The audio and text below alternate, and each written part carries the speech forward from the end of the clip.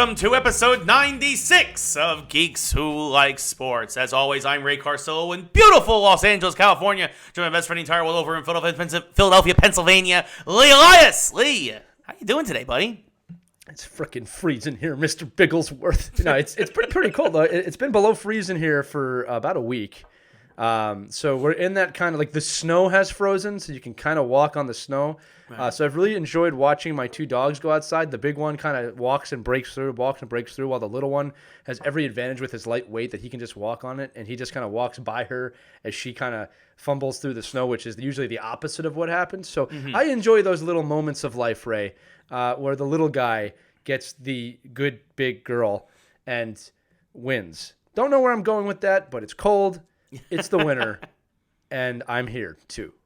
Excellent. Well, we're happy that you're here. We're also happy that everyone out there in radio podcast land is here as well. As always, we appreciate it. Again, as always, folks, if you like what you're listening to every week, we appreciate the shares, the likes. Bring on a friend if you can. It's the Geeks Who Like Sports Pyramid Scheme. If each of you just gets one friend on board, yes, we can rule the podcast world. You too can have a T-shirt in 4 episodes if you bring a friend today. So just Kyle 1-900 RAYLEE. Yeah, Lee. Anyway, folks, we have a great show for you today. We're actually recording we're going back now to our football off-season regularly scheduled broadcast. Yes, exactly. Regularly scheduled broadcast. So we're actually recording on Valentine's Day. Happy Valentine's Day. Happy Valentine's Day to you too, Ray. Oh, you meant that generally. Yes, just generally. But you too, Lee. You too. Same to you, Ray. All right, we got our bromance going on as always. So there you go. Right? Manda Bros. Manda Bros. That's a very funny meme. If you guys aren't familiar with that, look for that online. It's very funny. But yeah, we got a great show for you guys today. We got WandaVision to talk about. We've got a lot of stuff with the MCU, a lot of some Star Wars stuff. We've got Pedro Pascal, The Rock, Sonic. We've got DC in the news again. We've got drunk Tom Brady. We've got all kinds of stuff to talk about. You know what I love, Ray? It's like if I was listening to this show, I'd be excited to listen to it now, based on those are all things that I enjoy talking about. Yes, and we got people listening in their cars. We got people listening on their headphones at home. I know one of our listeners, Casey Owaska, who will now make a meme that he's listening to the show, always listens to this on his drive to work every day. He tells me about it, and I'm blown away. There's been times I've seen him pull up, and I hear my voice coming out of his car, and it's terrifying. I'm like, wow, that guy sounds horrible. We are everywhere and nowhere, but mostly everywhere. Manda Bros. Yeah, so we got a lot to talk about. Also, actually, funny enough, Saturday Night Live last night, probably the best Saturday Night Live. Honestly, Regina King was the host. One of the best Saturday Night Lives in a while. But they did a drunk Tom Brady sketch on Weekend Update, and it was hysterical. So if you guys haven't seen that, check that out. But we will get more into that later. First, though, we have plenty of drunk Brady coverage today, folks. Just you stand by. It's going to be like ESPN in here. Yeah, except for good. The worldwide leader in something. Yeah. Well, whatever we're the worldwide leader in, we are better than ESPN at it. I can promise you that. Yes. Ray N. Damn, it didn't work either. Okay, I'll get a good pun today. I'm off my game. Let's go. It's a Sunday. We're getting back to recording on Sundays. We're working. I haven't eaten yet, which is great. So. Oh, that means the end of the show is going to be delightful. I'm on coffee and tea and water, and it's just.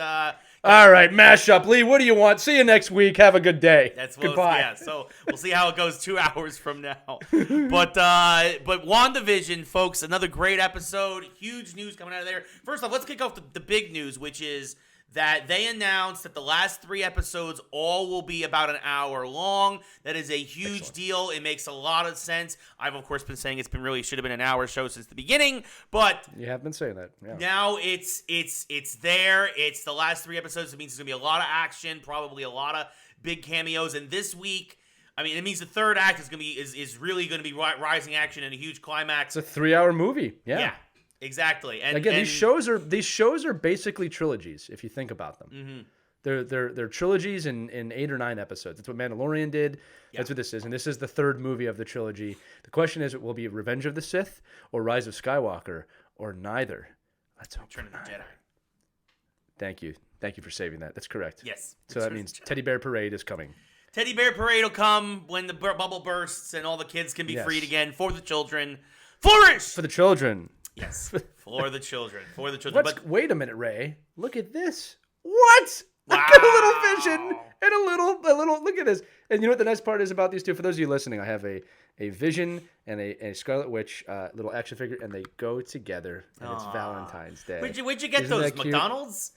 I believe so. I think that McDonald's. Well, I mean, they're my kids, obviously. Right. So McDonald's had this Marvel superheroes of Marvel type thing during the pandemic, where they just had random characters. In fact, none of them were really mainstream characters. I don't believe. In the sense of like, I don't remember there being an Iron Man one. I could be wrong, all right? But these were two of them, and there you go, Wanda and Vision together. Nice. And if you look, Vision, maybe this is an Easter egg. Vision's hands move up and down, and so do hers, which means in the show it doesn't mean anything. Doesn't mean really that cute. she But does I all got that the action figures anyway. Yes. Now this is how we're gonna do this, Ray. This is like how I'd like to do it. I'm kind of ad-libbing here. Ray and I obviously watch WandaVision live on StreamLounge.io every Friday night. You can watch the replay if you go to StreamLounge.io. If you listen to the show, you've heard that before. So if you ever want our full thoughts, the full dive in, that's where you want to go. Yeah. What we want to discuss on the podcast, the second by second, play by play.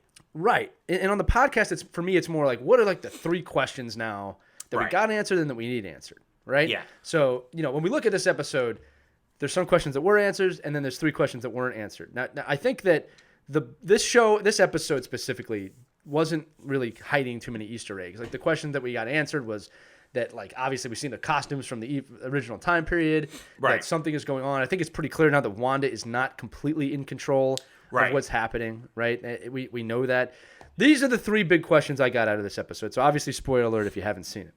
All right, number 1 is we know that it looks like Reed Richards is about to show up in the MCU. Yes. Right? And this is what I was thinking today. Yeah. Is that they're not going to go with an unknown actor for that. No, it's got to be somebody big. Right. So I'm thinking next week we're going to get a really mainstream actor that no one saw coming. And there's a lot of rumors. I heard John Krasinski. I've heard a lot of things. John Krasinski's getting thrown around a lot. That's who people want to see as Reed Richards. So Right. So, but I have a feeling we're going to see somebody familiar next week. That's number 1. Number 2 is Wanda clearly expanded the hexagon. Yes, the bubble. Yeah. And we know that there was a lot of insinuation about mutation. Ray and I have both kind of said if they're not setting up mutants with this now, it's a waste. I mean, it's, you better have a better idea, and I don't think they're going to. So we think mutants are going to start showing up. Yep. Right, and then one that Ray. The third question I have, and I'll let you bring up your own questions, is that when Vision escapes the bubble or tries to escape, he still has the Mind Stone in his head. Yep. And I don't know why. That should not be there, or that should not exist. There's a lot of ways of looking at that. Yep. And then with that, Ray and I both noticed that Vision's eyes are very, very different than they were in the previous films. Yep. And that Operation Cataract was mentioned in this episode. So those are the big new questions for me. Who is Reed Richards going to be? Why is the Mind Stone still there? And are we getting mutants? Yeah. Those are the 3 big questions spawned. And that adds on to the is there a multiverse from the previous episode? Right. I don't really have too many other questions beside that. I mean, we're clearly seeing Photon come to light. Yes. Right? Yeah, there were some big reveals. They show Photon's Monica's blood work, saying that because she's gone through the bubble twice now, she's being mutated. Her blood work and her cells are changing. They're changing on the genetic level. There was a big reveal from Darcy, which obviously, like Lee said, and she wants to go back in. And Darcy's basically like, if you go back in again, you might be like permanently changed again, insinuating that she will become what we've been saying all along, that she's gonna become Photon. I'm gonna kind of pat myself on the back, but I'm not trying to. But remember, after episode, I think 3 or 4, I think it was episode 4, when Lambo was thrown out with her clothes still on, I said, isn't that curious that her clothes were still on? And that did play out. That was part of the scene. Again, when you're writing a show like this, for those of you who just watch, Ray and I are in the writing world, the producing world. Nothing goes into a film or even a book, but nothing goes into these that is not specifically planned to be there, even if it's a red herring. Right? They do not write or film stuff that does not make sense to the storyline in some way. Yeah. Right? So, like, everything you see has a plot. Marvel's known to lie to us, you know what I mean, about things to keep red herrings going. So I think I'm going to say this again. The thing I love about this show right now is that we really don't know where it's going. There's a lot of great theories out there. Ray and I have been saying since early on, mutants are in play. We've been saying lots of different things about Ray called that the bubble right away. Yeah. Clearly something's going on with the stones. I'd be surprised if they just ignore the stones at this point. Yeah, well, I right? mean, and to go to your question about the Mind Stone, something came up that, like, again, if we're talking about multiverses, every multiverse, every universe has its own set of 6 stones. Could she have pulled another Mind Stone from a different multiverse, and is that going to be a plot point in the multiverse of madness where Doctor Strange doesn't have to just cross through time, he has to cross through space and reality to return this stone to its proper place, right, or something along those lines. The other thing too is, and then there's it also begs the scientist in me is also like, is that a real stone? Is that even an Infinity Stone? Right. But as Ray said, one of the things when I look at Marvel and the Infinity Stones is, and this is a question I don't have an answer to, but I have to ask it. When you look at the Infinity Stone saga, right, it ends with obviously the death of Thanos, right? That's kind of where it ends. What I don't know is if Marvel specifically wants to move on from the stones completely, which I don't think they can. No, I think for a while we're going to get a lot of fallout from the stones. Right. What I'm saying is, like, I don't think they'll ever be the primary collection of the superheroes again, but they can't just disappear, and that's the idea. Yeah. Ray, I heard a great theory the other week about Dormammu. Ray's been speaking about Dormammu. I haven't shared this one with you yet, but that Dormammu, obviously the villain from Doctor Strange, right? And there's no reason he couldn't come back. A lot, Marvel's known to do that. He's still out there. He's just trapped in limbo. Right. Well, here's the thing. He lives in a time where, or he lives in a place where time doesn't exist. Right. Right? And the deal he made with Doctor Strange was he cannot come back to Earth while reality exists. Right. Well, in an alternate reality, Thanos destroyed the stones.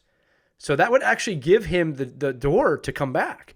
Right? So there's just, I don't think they're going to go there. But like, this is what I mean. When you're a nerd like Ray and I, it just opens up the entire vault. Right. Possibilities. And I got to be honest with you, I love it. Again, I've said this a few weeks ago, Ray. By far the best part about this show, and this is something The Mandalorian didn't necessarily do, is that it's creating these conversations again. And I feel like I'm in 7th grade. Yes. Right? Pimples and all. Right? Not knowing where I'm going. No, that's the best part. These are the lunch discussions I used to have with my little plastic tray with the 3 or 4 little areas. Yeah. And you had that square piece of pizza. Yeah. Whatever that slob was they threw down, the weird carton of milk, which doesn't go with pizza. Yeah. I don't know why nobody could figure that out. All right. What's your other option? That weird orange juice where you peel off the top? Yeah. You all know what I'm talking about. Yes. The pizza was damn good, though. Pizza was very whatever solid. they did there was right. Pizza was solid.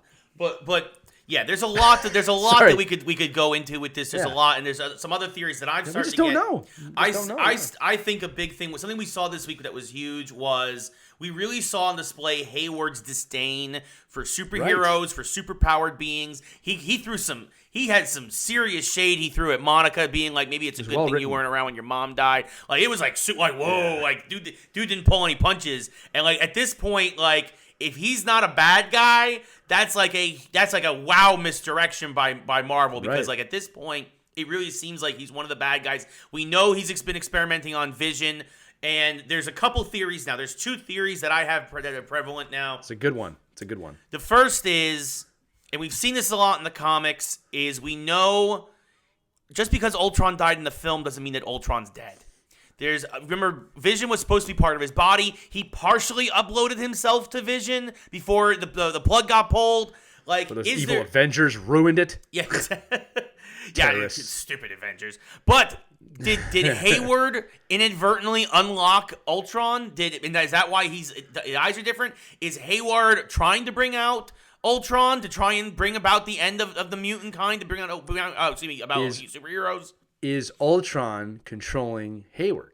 Yeah, which is another thing, and it's something that Hayward, Ultron has done before. Ultron has taken on human guys before, and it was Ultron experimenting on Vision for his own purposes. Which is, again, this also led to the creation of, which I mentioned several episodes ago, the white soulless Vision. Like, is that what this is leading towards? Also, we've talked a lot about the potential of mutants, and we saw this. The bubble expanded. More people got sucked in. It was very funny that Sword got basically turned into a circus. When the bubble expanded, they got sucked into it. I'm also very curious to see what happens to Darcy. Darcy got pulled into the bubble. Yeah, and they purposely didn't show us kind of what happened with her. Yeah. I'm wondering, Ray. Just on that note, I'm wondering if they turn her into one of the X-Men. Right, like, because here's the thing. This is gonna be super far out there. All right, I'm gonna admit that right now. Like, if this one's not true, it won't bother me. But I could legit see her becoming like Dazzler or something like that. You know what I mean? Like, I could totally see that happening. You know what I mean? Yeah, like I wouldn't shock me. I'm saying that. You know what I mean? So, but that's if they go that route at all. But she also might I just love, by end the up way, being Kat Darcy. Dennings is like said she's like so overwhelmed by how much people love Darcy. Like, they've always enjoyed her character, but like, she's Daria. Yeah, she's Daria. She's terrific. She's absolutely terrific. Da da da da da. I mean, that's what she is. Like, oh. But that's her character. But man. yeah, the other thing is that if Hayward hates superpowered people so much, experimenting on the Vision, what if this leads to the creation of Sentinels? What if this is somehow? What if Hayward becomes the MCU's version of a Bolivar Trask? We creates a master mold or something along those lines from the Vision schematics. Because also remember, I still believe, because remember, this takes place before Spider-Man Far From Home. I do believe Nick Fury is going to come back at the end and he's going to become the head of S.W.O.R.D. He's going to take things over. He kind of has to, right? Yeah, and I think that Hayward... We do see the hexagon on the ship he's on. Right. In that post-credits, it might mean absolutely nothing. Yeah, but I believe that Nick Fury at some point, if not here, in Multiverse of Madness, will take over S.W.O.R.D. And that means Hayward has been imprisoned. I don't think he's going to be killed, but he's going to be sent somewhere. He's going to be running away. And he has the schematics of the Vision. This seems like something that it's setting up a big supervillain story, and that Hayward... I do not think Hayward is his real name, and that he is something else in disguise, and that it is setting up something much bigger here in the Marvel Universe. I think it's setting up something we all want, Ray. Yes. I think it's setting up something from my childhood that I would want to see. Where are the X-Men? I'm ready for the X-Men and women. I'm ready for all of it now, okay? Yes. Now, listen. I really do. The more I think about this, the more I want that Hugh Jackman and Patrick Stewart, any of them, even just a cameo. Just listen. This is what I'm just being really fanboyish now. Okay, I want the MCU to nod to them just once. Yeah, as this exists somewhere in the multiverse. Mainly, you guys and ladies really were a major pillar in setting all of this up, which the X-Men were. Spider-Man and the X-Men films. And you got to give a shout out to Blade, obviously, for just starting it all the way back in the 90s. But X-Men and Spider-Man are what set all of this in motion, if you really think about it. Yep. Right? For Marvel. Obviously, if you really want to go back, you go back to Batman 89. But for Marvel, okay? And I just want the nod of, Hugh Jackman of like, yeah, I could have survived this universe. And I'm Canadian. And then Ryan Reynolds going, I'm Canadian too. And then that's, But, no idea where this is going. I love that what you're bringing up with Hayward is that they established the disdain for super-powered beings. Yes. All right? And that leads to clearly what X-Men is about. Yes. Right? Keeping in mind, too, Ray, that the X-Men franchise is its own universe in a lot of ways. It's going to be very interesting. Separate from the rest of the Marvel universe and only crosses over when it's convenient. Yeah. Right, and what Ray's talking about is the fact that, Wolverine is a hated mutant with his healing powers, but Captain Marvel and Captain America and Iron all Man, the... they're all they're not. They're all beloved. Right. And Wolverine and Professor X are hated and chastised. Like, it's really this is also why the comics version of Civil War is much, much better. Yes. Not that there was anything wrong with Civil War in the films. Right. But when you add that into it, the comic Civil War goes right into that storyline of unmasking everyone. Yeah. So, I mean, like, again, how is Spider-Man not a mutant? I mean, he's legit a mutant. Right. There's even a whole thing in House of M where Spider-Man, it's an accident, but he pretends to be a mutant because in House of M, they basically role reverse where mutants are the higher in the hierarchy and humans are kind of like lower class citizens. So Magneto wins fatality. But we don't know where it's going. Excited for the next episode. They're all going to be an hour. Join us on streamlounge.io with that, please. One more point I just want to bring up. This was the 90s / early 2000s setting. It was Malcolm in the Middle. Very well done. It was awesome. Yes. Well done. Yeah. The other big question is we don't know how much Quicksilver knows. That's the other big thing in the episode is that he lets on that he knows more than anybody else.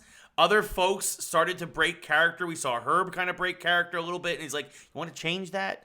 Like you want to so kind of like what Agnes had done started to do the week prior with Take It Again from the Top. You start to see the edges of the reality that Wanda and Vision are in starting to fray a little bit until she expands the bubble and basically reinforces everything.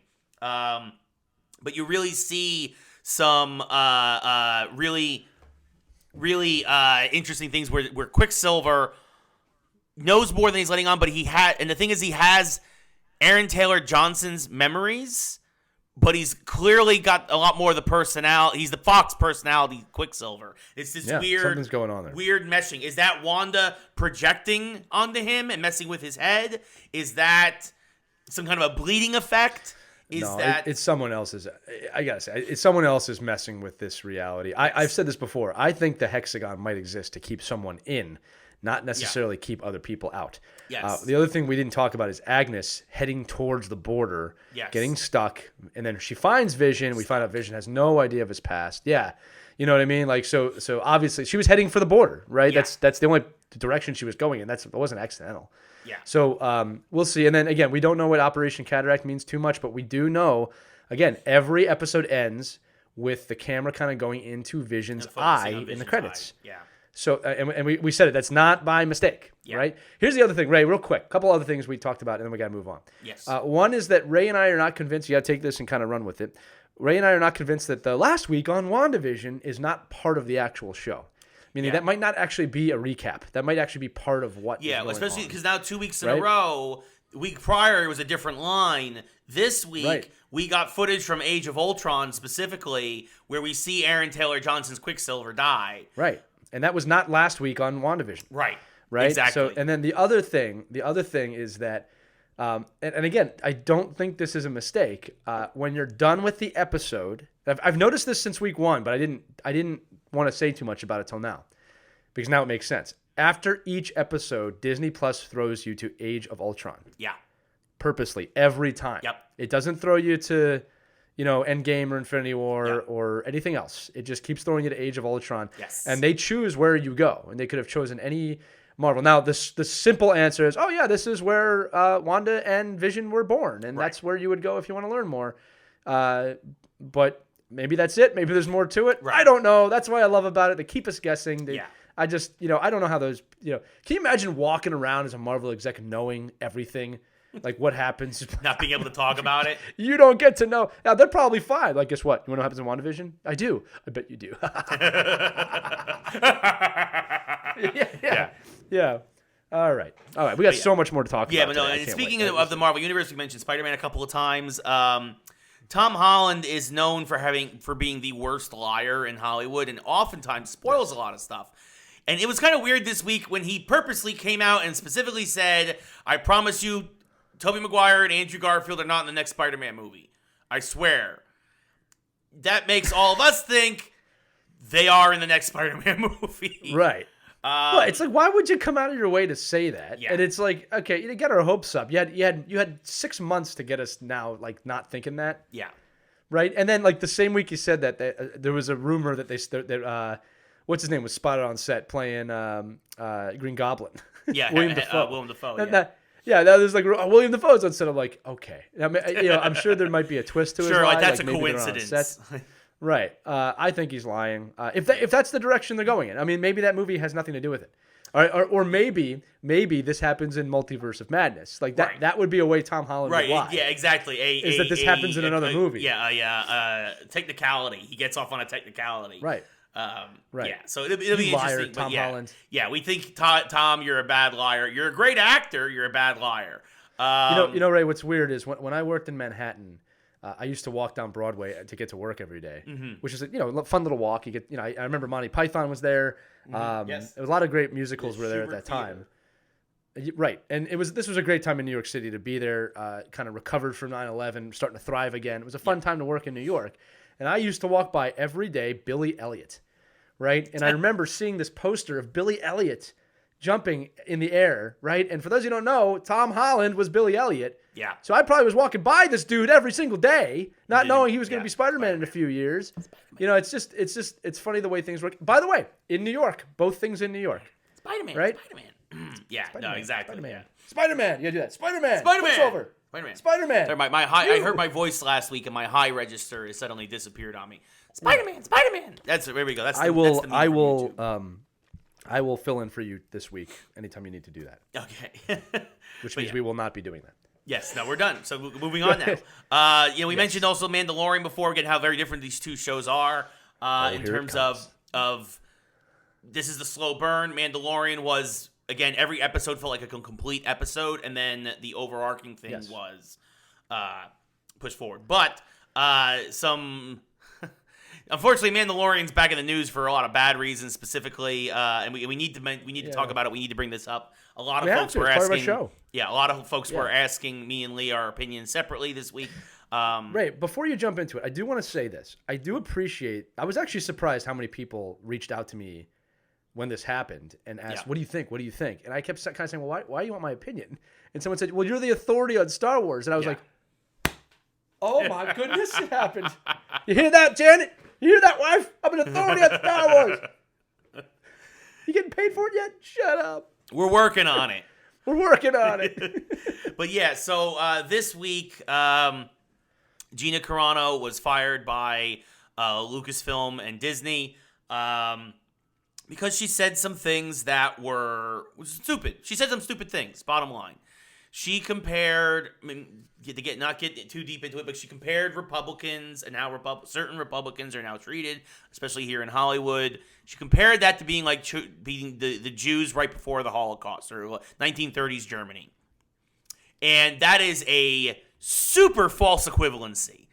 It is, and of course, and not surprisingly, a lot of people took offense to that because the Holocaust obviously led to the extermination of 6 million people from this planet for no good reason. 12 million. For just pure hate and for just horrid. It was a horrible time in the history of humanity. And comparing how Republicans are, sometimes chastised in certain circles, it's just, again, a false equivalency. And people were mad because they were saying, well, this is an infringement on her freedom of expression and freedom of speech, and it's I don't know how Lee feels. I feel we're kind of on the same page with this, but no, infringing on her freedom of speech would have been throwing her in jail for this. Disney's a private corporation. They have a brand to protect. They are a family-friendly company, and they felt, and this is also, by the way, not the first time that Gina has opened her mouth and done something that has ruffled people's feathers. And so Disney had enough, and they terminated her contract because also, by the way, a lot of actors here in Hollywood, it's project to project. That's it. And there's plenty of clauses that can allow for the extermination of your contract. So, yeah, I mean, look, if freedom of expression, freedom of speech would have been her getting in jail. There is not a freedom of repercussions, right? There's a difference between those two things. Freedom of speech is not freedom from repercussions. When you say something, there's a chance that people are going to disagree with you. And again, Disney's a private corporation and has every right to fire your ass. And that's what happened. So, you know what? It is what it is. I liked her character of Cara Dune, but she's also very easily replaceable or easily written off the show. And it is what it is. So, Lee, what are your thoughts?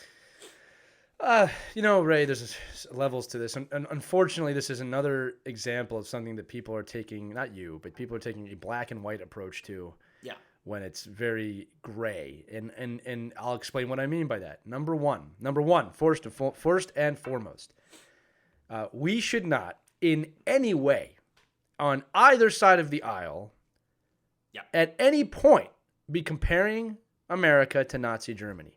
It is always a stupid comparison to me. I never understood it. And again, you can feel free to disagree with me out there. This country, with all of its faults, with all of its greatness, is not near or close to what Nazi Germany ever was and what Nazi Germany did. As a Jew, I have to say this. Every time you compare America to Nazi Germany, whether you say the president is the Nazi, on either side, I've heard multiple presidents on multiple parties called a Nazi, you diminish the impact of what Nazi Germany did to this planet. You lessen it. by comparing it to this country. We should not be comparing our own country to Nazi Germany. The only comparison I'll ever, I guess, look at is, are we doing things that led to that course of action, right? And again, there's a lot of debate on that. I don't think we're even close. Even with the last 4 years, I don't think we're even close. I'm saying that, okay? So that's number one, is I don't like when anyone compares America, or most countries for that matter, to Nazi Germany. Yeah. We should be studying Nazi Germany for the horror that it was. Yes. The worst of humanity. Go to the Holocaust worst. Museum in D.C. Yes. The absolute worst. Yeah. Okay? Of what this species has to offer. Yeah. Okay? If you want to have a private discussion with me on America's place in that, I'm happy to do it. This is not the show I'm going to do that on. That's number one. Number two, Gina Carano. She put herself in a position. They had given her warnings. Yes. You shouldn't write things like that if you want to keep your job. And she got fired for writing something that was the last straw. I don't personally think, follow me here, I don't know if I personally think what she wrote as a one-off is fireable, but I understand why they fired her. I don't know how else to say that, right? I think there's also a cancer culture playing into this, and there's a hypocrisy to it too. And again, this is not me defending Gina Carano. Mm-hmm. This is me saying that you can't pick and choose when someone compares something with Nazi Germany, who and who not you're not going to fire. I don't want to get into this. There are other people on The Mandalorian that have compared other things to Nazi Germany. Oh yeah, Pedro Pascal. There's been no repercussions to that, and that you can give. Oh well, he said this. Guys, listen. This is my point. With Nazi Germany, it's not a D's or does. It's all wrong to me. Yeah. All of it. Right. You can't just decide, oh, this person on this party said it, so we're firing them because I disagree with them. It's got to be all or nothing to me. It's like time travel. It's all a joke or none of it is. Yeah. All right? And that's I'm being serious, right? It's like we pick and choose. I want to take a higher ground here with everybody. It's just, let's not compare things to Nazi Germany. All right? As a front. And I'm going to say this again very clearly. I have heard Democrats and Republicans do this consistently. All right? And I will say that one side of the aisle tends not to be punished for this as much. I can say that. There's nothing to do with my political preference. That's just an observation. Do I think she should have been fired? Probably. Let me be honest with you. Yeah. All right. She pushed this like Don Cherry. Well, and again, and like you said, also she had been warned several times on several other issues. Yeah, it's just in her first offense. Right. Like again. Whereas the Pedro Pascal thing, to my knowledge, it was his first time doing that, something like that. And also, to be fair, I'm going to get into just a brief. I want to just give a brief overview. Sure. The Pedro Pascal compared the kids in cages at the border, which, by the way, people forget actually started under the Obama administration. That's actually a fact. Right. That started in his second term. It got worse in the last 4 years, but it started in the second term of Obama. He compared that to Nazi Germany. He compared to be fair, kids in cages is worse than what Gina Carano said. Definitely. Yes. Like there's not an equivalency there either, but again, Nazi Germany way worse. Well, Ray, this is my point. It's like we're so consumed with being right or wrong or picking sides. Like, here's the thing: kids in cages is horrendous. Yes. It's horrible. Yes. It's horrible. It's a terrible thing. But do we really want to? It's a black eye on this country. There's no doubt about it. And like I said, it's like we want to compare that. I don't understand. Like here's the thing. This is the truth about the kids in cages. It's an American problem. Yeah. It's an American problem, and not many people are doing anything about it. Yeah. Okay. The only And again, the only atrocity, and there's a lot of atrocities in this country's history that may be comparable to Germany in the 1930s and 40s, is probably how we treated the indigenous people of this continent. Okay? Otherwise, I'm going to say this. I'm going to say this kind of publicly. I'm really getting tired of the America bashing only.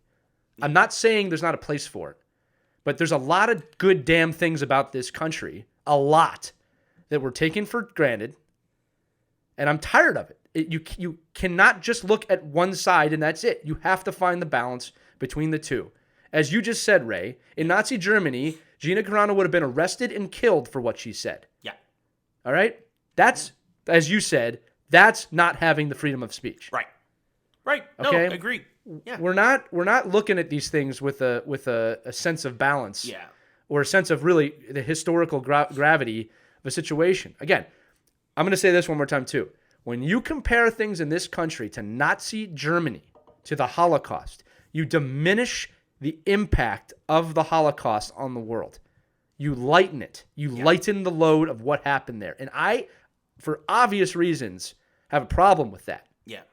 We need to be studying the Holocaust, really understanding it, and, in my opinion, really looking at World War II a lot more. Yes. And understanding what the world looked like at that time. We're not doing that enough, and we're forgetting. Well, and also World War I and how World War I led to, in a lot of ways, to Absolutely World War fair. II. And that's the thing. I think a lot of folks fair. don't look at.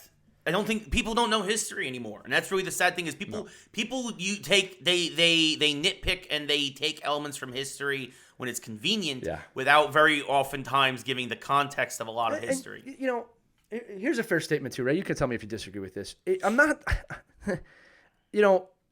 This is how I look at history. It's like, if you don't know about it, just shut up then, like, or learn. It's one or the other. Well, and that's the thing. Like, don't take one instant from a year and hold that up about really research. We talked about this with the stock market. Yes. Because you heard something and it's been a week on Facebook doesn't mean you know anything about it. Right. I will not say something if I don't know. I will research something. Yes. All right. I want to know. I actually want to know. Well, and that's the sad, and that's really the sad thing, is that there's so many people out there who think they're experts on a subject because they saw a crazy YouTuber on Facebook or something, and they think that's the authority. And it's like, no, do your due diligence. Look at this. Even Gina Carano. Look at this. This is a learning opportunity for a lot of people. Take this opportunity to better yourselves. Crack open a book. Do some legit research. Like, I mean, look, we have more information at our fingertips than ever before, but also finding out what's a valid source of information and what's a not valid source of information. I mean, that's something I deal with my parents, and I for a long time is like trying to teach them. This isn't a proper website. That's fair too. That's hard to do. You know what I mean? And it's like, my final point. Yeah. This is the final point I have to make. All right. Ray, actually, you suggested it. We can't going to the Holocaust Museum would be tough right now. That's true. All right. There is enough information online for you to discover the Holocaust for all of the horror that it was, or you can read the book Night. All right. You can read the Anne Frank diaries.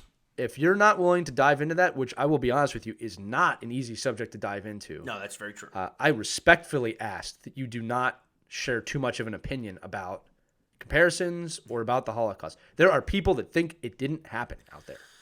There are people that think it was fake. Okay? Get me started on those people. I'm not trying to, all right? But I'm saying that you have the ability to research this. I'm sorry if this sounds condescending. This is something that's obviously personal to me and my family and most of the world. Yeah. Okay? If you really want to see what the Holocaust looked like, there's plenty of places to go online to learn or to see the worst of humanity. That's what that was. Yep. America is not the worst of humanity. Yep. It is not perfect. There's a lot of bad things that happen here. There's a lot of work to be done. We are nowhere near the worst of humanity. Please stop comparing this country and the people in this country to Nazi Germany. Yeah. Someone said to me once, Ray, well, that will never happen again. Genocide will never happen again. It's happening today in other countries around the world. In the Middle East. Like, it's constantly happening. It is still happening. Yeah.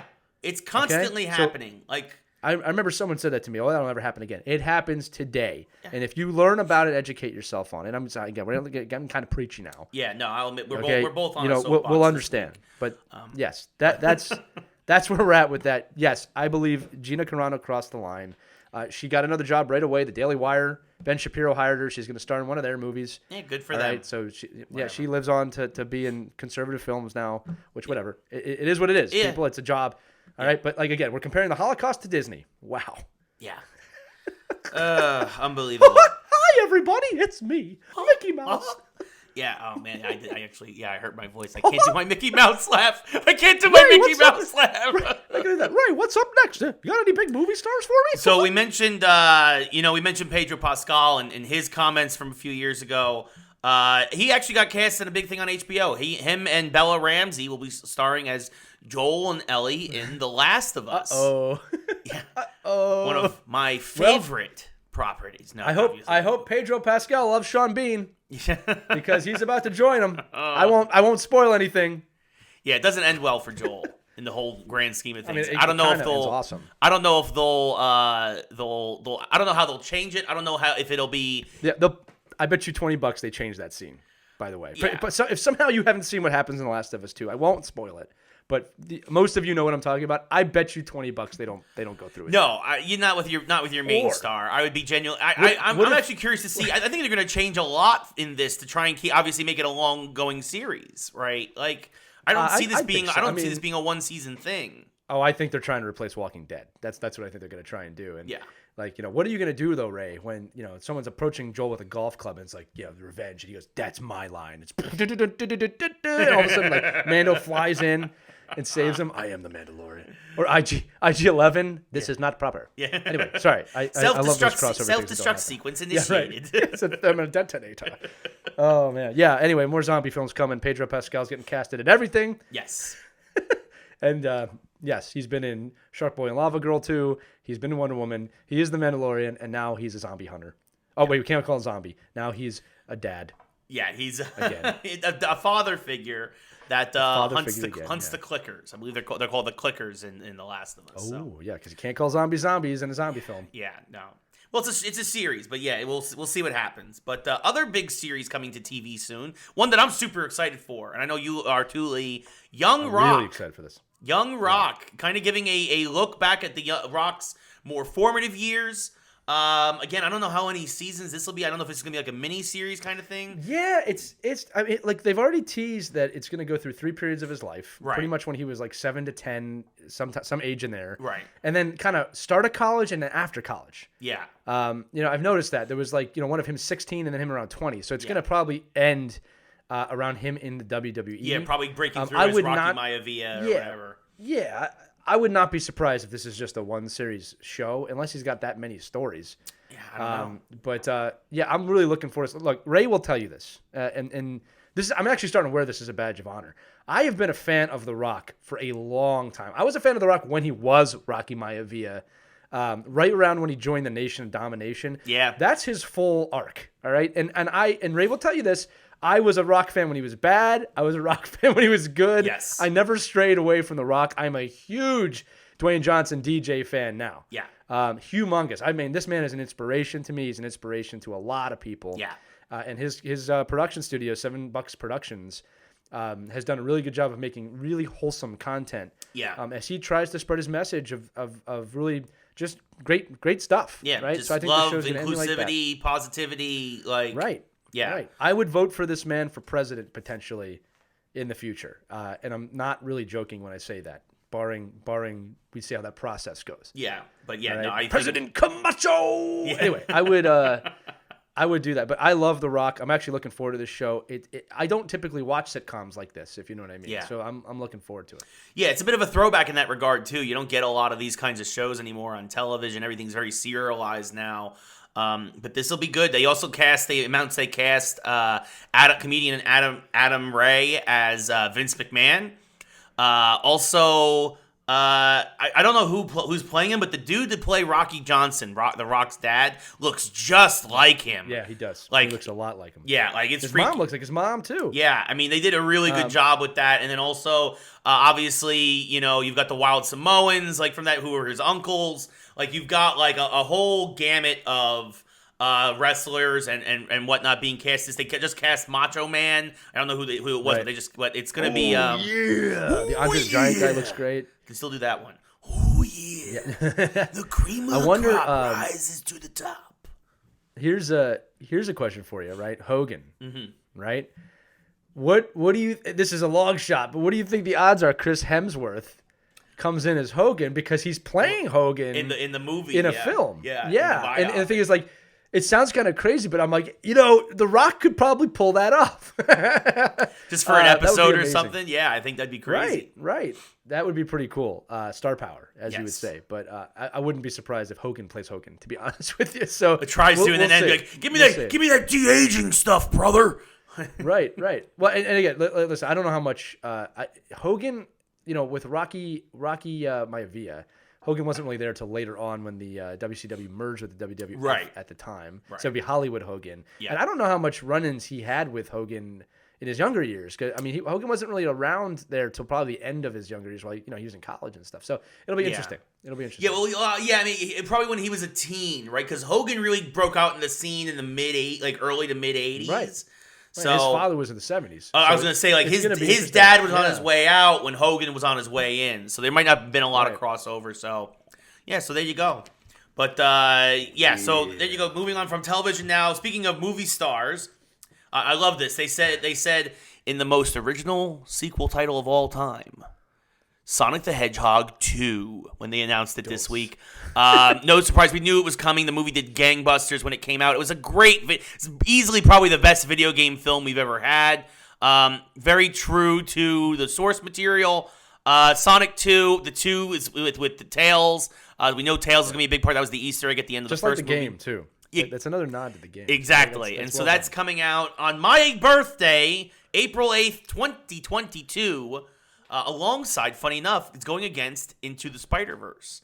I've already told Lee our plans that day. We're going to a double feature. I'm going to see both of those films together. That is the plan next year. We're approaching 40. That is the plan. What are you doing? We're going to go see Sonic and Spider-Man. What are you doing? I'm bringing my kids. Yes, what are you doing, Janet? Oh, I'm saving the world. Oh, I love you. You know, we're gonna take your kids off. We're gonna take the kids off your hands for a day, Jan, and we're gonna take you to the movies. Go rest while we watch those movies at the theater. Shut up when I'm shut up the movie. Shut up. No, listen, this movie looks great. I mean, the Tails thing shouldn't have been a surprise. I mean, they teased him obviously at the end of the last film. But you know what I want to just note again, Ray, is how proud I am of the people behind this franchise for listening to the fan base. This is another great example of what happens when you listen to the fan base. For those of you who might not remember, the original animation on Sonic was horrendous. There was massive backlash. The studio, this is positive and negative, the studio went back and said, you know what, we hear you. We're going to reanimate them to look more like the video game. To the point they did this, that the actual studio that animated them went out of business for doing this. Yeah, it cost them so much money to redo it. Right? But it was the right move to make. Jim Carrey, another example of why you never judge a book until it's out. Yeah. All right? There was a lot of backlash. In fact, I remember people saying, like, man, Jim Carrey's really washed up if he's playing this role. Yeah. And it's, to be fair, this is actually one of the first people said that. Like, I can't believe Jim Carrey's doing this. This ended up being classic Jim Carrey, actually. Right. I was going to say, we haven't seen quirky Jim Carrey since when? Me, Myself, and Irene? Yeah. I mean, the Grinch doesn't really count to me because that's the character. But, like, I mean, this is like Ace Ventura, The Mask Carrey. And it was really, it shows you how talented he is because he really stole the film. Yeah. All right. And I'm looking forward to it because he's on the Mushroom Planet when we left that film. Spoiler alert. And I'm looking forward to Sonic 2. And I'm looking forward to your 37th? 37. It'll be 37. 37. Yeah, because 36 is this April, so 37 is next April. Yeah. So I'll be 39. Yeah. And going to see Sonic. Yes. All right. So, yes, that's going to be a lot of fun. And now you all know what my plans are for my 37th birthday. People will find us. Can I come? Yeah, come on. Yeah, maybe we'll do at that point, if we all can, we'll do a fan event. Yeah, where are you going? We're going to watch it at the Disney Experience movie theater. Yeah. Which Ray and I predicted 4 years ago. No, go ahead. Yeah, we'll get Casey, Bill, all their kids. It'll be great. It'll be fantastic. Everyone's coming. Yes. Casey's coming. Bill's coming. Logan, Alina are both coming. They'll both be old enough to actually want to go to that. Yes. Caitlin's coming. Yep. I mean, now we have to name everyone we know.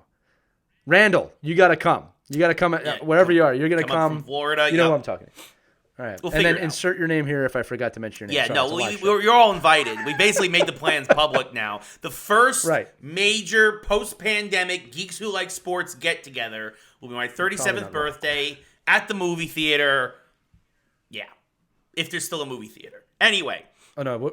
Even if there's not, we're doing something. We'll figure it out. Yeah, we'll figure it out. But, obviously that's a ways away. We got 14 months still. Anyway, speaking of movies, something that's much closer, much sooner. March 18th. fans, this is for you. March 18th. Literally this morning. Again, we're recording this on Valentine's Day. Literally this morning, they just dropped the first trailer, 2.5-minute trailer of the Snyder Cut for Justice League. The big reveal in this was Darkseid, Granny Goodness, and Desaad, who were there next to Darkseid. Other stuff we kind of seen, it looked like bits and pieces, we know the gist of the film, right? Again, Lee and I have talked about this. Is like there's gonna be a lot of new stuff. There's also gonna be probably about 50% old stuff. We know where this is going. Yeah. Yeah. So it's gonna be interesting to see. Obviously, a lot of people are super excited. I am cautiously optimistic. Sure. But I mean, it can't be worse than the first take. Hopefully, again, March 18th it's gonna be a marathon. It's 4 hours. But I'm curious to see what they do with this and where it goes and the fallout from it. Ray, I'd like to welcome you to a Geeks Who Like Sports guide to watching DC films. Okay, so this is what I want to tell everybody else. So I'm very excited for this film. Now, this is what I want to discuss with everybody out there. Okay. Because I already hear it, like, it's not going to be a Marvel film, or like, this is going to be the greatest thing ever. You got to go into these films with the right mindset. Number one, take Marvel and put it somewhere else in your brain when you're looking at DC. It's not the same thing. Yeah. Number one, don't ever expect a Marvel film, number one. Number two, you really got to understand DC's place in terms of superheroes in cinema, right? They just do it differently. We've always said this. Marvel is humans becoming gods. DC is gods becoming human. That's literally the point of Batman versus Superman, which is we killed God in Superman. All right. Now, what I loved about this trailer, and this is what I'm saying, you have to go into this kind of just expecting a DC film, which is usually a hot mess with a lot of cinematic effects. It's a hot mess usually. Right. It is usually a hot mess. If you go in expecting a hot mess or a 90s superhero film, you're going to be pleased. Yeah. The trailer clearly shows, obviously starts out with Superman dying. Again, that's not a spoiler. That's Batman, Superman. And actually, there are no technical spoilers here. If you haven't seen Justice League, then I don't know what to tell you. Yeah. All right, but it starts out with him dying. I thought it was really cool with him screaming, and then there's a shockwave of him yelling no, which I thought was really cool. And then it sets up Darkseid. It sets up Batman and his dream, the premonition. The one character you didn't mention, Ray, is at the end of the trailer, we see the Joker. Oh, yes, a future Joker. Jared Leto's Joker. Yeah. Which is really cool in my mind. So, again, it's really weird because you're going into this movie knowing you've seen half of it already, basically. There will be a 10-minute intermission in the movie. Bathroom break. Middle. Which actually, Snyder said he put that in there just in case it ever gets to theaters. That's what he said. All right, because they don't technically need to do that. Obviously, if it's on TV. Yeah, but you do a special screening. I'm happy they're doing it. Special screening down the line, kind of thing. Yeah. Well, I'm just very happy they're doing it because it's good that they have a clear look. If you're gonna break for the night, this is where you break, and you can come back tomorrow. Right. I think that's really great. It's smart. Yeah. Right, and then again, I noticed this. They didn't show too much of the other superheroes outside just like action shots. Right. This very much focused on Superman being dead, Superman in the black suit. Yeah. And then it also focused on Batman. Batman and his premonition, and I think that what they're doing is they're reestablishing, like, hey, look, Batfleck wasn't as bad as you guys think he was, and here's why. Yeah. Right? Now, the one thing I do want to say is that, and I don't know if this is so much on Snyder and HBO, there's been so much chatter about Superman and his black suit. And don't get me wrong, I'm excited to see it, but I already know why he's wearing it. I already know what it entails. And this is one of those things, Ray and I were discussing this. I'm like, this is 30 years late to cinema, okay? Like, we know that when Superman came back from the dead in the comic books, he wears a black suit. That's what it denotes.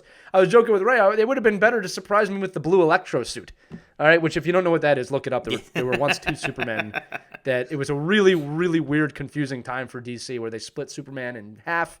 Yeah. Actually, for those of you who are really old, you'll remember the Superman arcade game where you had a blue Superman and a red Superman. It was kind of like that. Ray and I were talking jokingly that was the last good Superman game. Yeah, exactly. Right? It's almost impossible to make a Superman game. It's very hard. Yeah. But I'm really looking forward to this movie. I'm really glad that Darkseid, for those of you who don't know, is the Thanos of the DCU. I'm really looking forward to that. When I say Thanos of the DCU, he looks like him. He acts like him. It's really great. No, I'm looking forward to it. Yeah, it's going to be overall, Ray. I'm just very happy that Zack Snyder was given the opportunity to do this. He faced extreme tragedy when he was making this film, and I'm looking forward to see his take on it. But I'm going to say it again, friends. Remember, about what happened. I'm sure there'll be some twists and turns, and things that we don't expect. But you know where this is going, and you got to kind of go into it with that of just enjoy it. Just sit back and enjoy it. Yeah. And see how it changes the universe. All right. Because I want to say this again. Yeah. The Rock is coming. Yes. And this is really important. And by The Rock, I mean Dwayne Johnson. Rock is coming. Aquaman 2 is happening. Wonder Woman 3 is happening. The Rock, and he claimed this himself. He said the hierarchy of the DC universe is about to change. And what he means is I am going to overtake Superman. Yeah. That's what he's saying. Yeah. All right, and Batman. Yeah. And I believe him. Yeah. So I'm interested to see if this film shakes that arc up. Yeah. All right. I'm also really interested to see Joaquin Phoenix come in and fight Jared Leto at the end to see who's the better Joker. Yeah. Actually, you know what, Ray? I'll be honest with you. I really mean this. I'm saying this in an optimistic way. I hope that Jared Leto in this film kind of redeems his shot. Yeah. At the Joker, because even he had said, and it had kind of been reported at the time that they really screwed up his job, like what he did. Yeah. You know, that he really actually did a better job than anybody realizes, but we never saw it. Right. Because So now, I'm now hoping, people are talking about yeah. we want the David Ayer Suicide Squad cut, and it's just like Yeah, no, I don't want that. I think I think that ship has sailed. I think Suicide Squad's moving on. This is a one-time thing, folks. Right, So. just to redeem, just giving him a redemption Yeah. so he can move on with his life. You know why, guys? Because he's Morbius now, and that's what you that's He's gone to Marvel. Well, Sony technically, but right. Michael Morbius. Ugh, unbelievable. Yeah, we'll see Hi, what everybody. happens. Yeah, they just keep Come wanting to on make down to the DC show. They just Yes, really want actually, to that's a good one. They want to make Sinister The Six happen. MCU is Mickey Mouse. The DCU is Goofy. Well, they wish they were Bugs Bunny, but yeah, that might not happen. But yeah, so that does it for movies. I'm gonna take a sip of water here, real quick. Hold on. Okay, as Ray takes a sip of water, he's drinking the water. For those listening, it's a crystal clear glass with a crystal clear I cup know of it's water. bad time to bad time for the transition there, but I really needed. It's all right. It's all right. I filled it. I filled the time. You can probably tell from listening, I'm a little congested, so I need to try and stay hydrated. Ray, your hair looks beautiful. Thank you. It's growing. It's really coming in very nicely since I Mine shaved my too. head. Yeah. Yeah, it really does. It does fill in nicely. I hate you. Okay, you know, I will say this actually. I think cutting it was the best. Shaving it was the best thing I did because it's allowing it to grow back evenly now. Because I had so many really botched good. haircuts out here in LA because nobody knows what the heck they're doing. That yeah. So this is good. But anyway, I cut my own hair now. you cut what? I cut my own hair. It's real easy. Well, yeah. You just shave it off constantly because there's not much there. You know, well, yes. Moving on. So we talked about resurrecting movies. We're now talking about resurrecting video games. This is a very interesting project. This was something that was pitched. This was shown off about over a decade ago. Xbox 360, PS3 generation from Konami. It's called 6 Days in Fallujah, and they were trying to do a very realistic take. They had actually input from actual Marines from one of the bloodiest battles of the Iraq War, and it was a very realistic, gritty thing. They wanted to again show that not every shooter in video games is Call of Duty, that it's not this ridiculous over-the-top action movie, that it has a bit of realism. And the project got scrapped because I don't think people were ready for it. Honestly, a lot of folks they had seen early previews, and there was a real backlash against it, being like this is too much. And for those who don't know, obviously video games are very immersive, and so it was something that people probably weren't ready for. It's been almost 20 years now. Again, this game was shelved, I think, back in 2009. And somebody else is resurrecting it. They're bringing it up to PS5, Xbox Series X standards. They've again brought back on the Marine consultants. They say this is a worthwhile project. This is something that is good. It's completely worthwhile. Yeah, that people completely worthwhile. should give people a sense of what really happened over there, what's really still happening over there, and you know there have been some tries at this. Spec Ops: The Line that came out in 2012, starring Nolan North, which tackled the PTSD. Obviously, that was a bit more early, near future realistic, but it was the idea of dealing with PTSD in soldiers that got mixed reviews because people again appreciated what it was trying to do and trying to shine a light on a very serious issue, but again, some people couldn't handle the truth of that. It was also kind of a meh game, honestly, overall, not going to lie. But the message was very worthwhile. And so this is going to be taking another shot at trying to give people a sense of what it really is to be a soldier and what some of these guys had to really actually go through over there. And I think that's a worthwhile project, and I think that hopefully now people are more mature and more open to it than they were 11 years ago. Well, you know what's cool, Ray? A few things is we're seeing once again. This is not new, but the emergence of video games as a historical teaching device, right? Which I think is a really interesting take on gaming and where it could serve society in a lot of ways. Again, we've said this before, totally different franchise, but Assassin's Creed actually does a great job of teaching history of where you're at in the games. Now, Ray, I believe that for you and me, our first, and I'm going to compare this because it's a great comparison. I think our first real foray into World War II and D-Day was probably the film Saving Private Ryan. Right. But you and I both stormed the beaches of Normandy in Call of Duty and Battlefield. Albeit, I will say this right away, it is not anywhere close to the real thing. I'm not trying to say it is. Right. It's a video game. Please do not think I'm comparing the game to the actual event. It's heavily dramatized. But I'm talking about the historical value of it. Wow, you know. I remember playing. I think it was Call of Duty World War II. I can't remember, but I remember storming the beaches in that game, and really feeling that was important. Yeah. To play that level again, knowing that it's not not close. Even the film wasn't. Saving Private Ryan wasn't close. All right, I've been told that's the closest thing to the real day. Keeping in mind the real day was a full day. Right. All right, but. You know, I think it's important for players to experience, even if it's 1% of what it was like, a moment like that. That's one of the reasons I love those World War II games is because, like, hey, you know, these are real campaigns that happened. So I think with, Fallujah, yeah, I'm all for. I don't think we respect our military anywhere near enough in this country. I think we casually ignore what they do on a daily basis to keep us safe. And I think any avenue and any opportunity for anyone to learn a little bit more about that is valuable. And I have never appreciated the thought of, oh, it's too much, it's too heavy. That's why we have a rating scale. All right? You should know what you're getting into before you play a game like that. I'm not going to let my 7-year-old play it. Yeah, this is going to be M for mature for no doubt, folks. Right. Like, yeah, you can't casually ignore the rating system and then be upset that you ignored the rating system. yes. All right? But I don't have a problem when a game says, right, like, you know, this, if you have PTSD or, you know, this is sensitive to you, you probably shouldn't play. I think that's actually very telling. Yeah.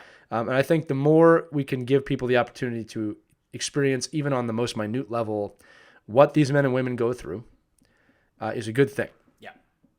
No, for sure. I agree 100%. And I hope that the project does end up seeing the light of day. I'm glad that the guys are resurrecting it. You've got somebody from like the Halo franchise on it now. You've got some experienced developers now. You know, they're smaller developers than what Konami was. Then again, Konami's not even really a developer anymore. But like, right. And you have our support. Yes, I will buy this game if it comes out. But yeah, so it's an interesting story. I'm curious to see how it develops. More developed. Speaking of developing stories in video games, but speaking of great historical battles through time and universes, I don't think we're doing that one yet. Oh no, you're right. You're not. Well, I jumped ahead, but you go where you want to go. Yeah. I'll do that again in a minute. Sorry, I want to get this out of the way. No, that's fine. Go for it. I'm teasing. Once again, Ray's the host of the show, and I am the co-host. Ugh. I'm just kidding, guys. Go ahead, Ray. Yes. Go ahead. So there's speaking of possibly some PTSD and some really bad things that are happening. This has been around for a while, and this is just the latest knock against it. Riot Games CEO Nicolas Laurent accused of gender-based harassment in the latest lawsuit against Riot. Riot, of course, is the guys behind League of Legends, which is one of the, basically put the MOBA genre on the map. It's one of the biggest esports in the world. They're doing now League of Legends story-based games that are coming out later this year. But Riot, as was first exposed in 2017, has had a history of harassment against especially of the females who are in their employ. In fact, there was actually a $10 million settlement in 2019 against the class action lawsuit that they had for the gender-based discrimination that was against them. But it seems like they did not learn their lesson. So now there is another lawsuit. A woman who was terminated in July of 2020 has brought this lawsuit forward. It has been revealed that she's looking obviously for punitive damages and the like. And yeah, I mean, it's you would. I've heard this a lot from a lot of friends personally who have worked there. I've heard this from both male and female friends who have confirmed this, that this is the culture there, that it is a toxic culture, that it is a dude bro culture of sorts, and then it starts at the top. And that I think this is the first time that it's actually gone directly at one of the top individuals at the company. But this is one of those things where, and again, they're honestly, knowing the way the system works, they're going to probably throw a lot of money at this woman to settle out of court, because that's how these things usually go. But I don't know how, I don't know what's going to, how Riot changes until some of these guys are stepped down. Obviously, it's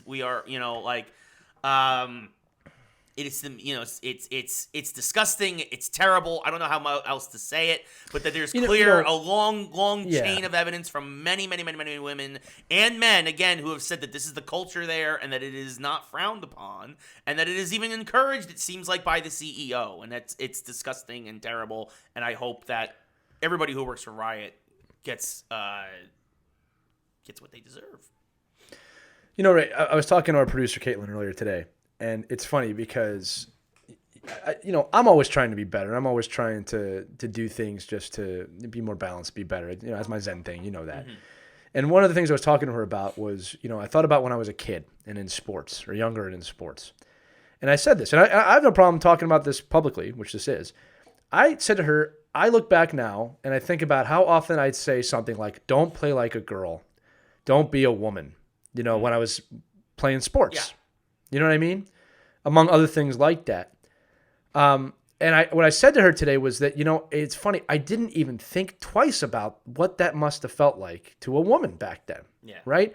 Now, you can call me soft. You can call me whatever you want. I don't really care here. It was wrong. It was wrong to do that. It was wrong to compare women to weakness. Mm-hmm.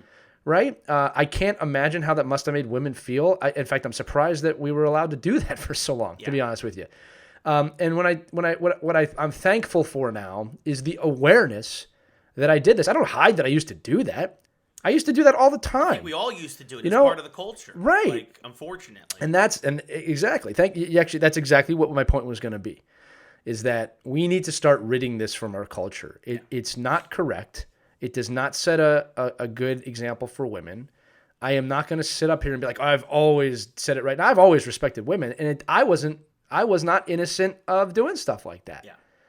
Right? So that's the thing I look at. It's not obviously it's toxic gaming culture. It's toxic culture. That's a part of our culture that I wish we could change. Unfortunately, when we have changes like this, it gets overly obsessive and politicized. And that's why I'm going to make my point right now. All I'm saying is this, is that if you've ever used a terminology that has to do with women to denote weakness, I would just ask you to rethink that humbly, and you do what you do. It's your right to say whatever you want to say. All right. But I've really recognized that I was doing that, and I have not done that in years because I recognized it. Yeah. And that's the point. You said you want change. That's how you change. You recognize that it's not okay to say things like that. Now, obviously, what's going on at Riot is a little deeper than that. Yeah. Okay. But you're saying it starts with changes. That's how it starts with changes, right? I'll give you a great example. I don't want to get too specific here. I'll put it this way.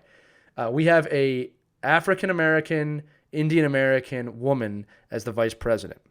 Yep. Okay? I will come on a limb here and say that I don't fully agree with her politics. I'll just say that and leave it at that.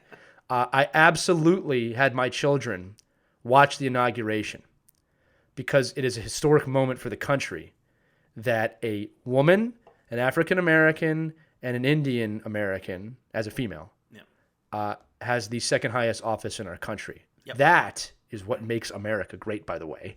Yeah. All right? And just because I don't agree with her does not mean I don't want my daughter to see that. Yeah. And we've had a lot of moments like that this year with everything spanning from the Super Bowl and officiating to glass ceilings being shattered in baseball.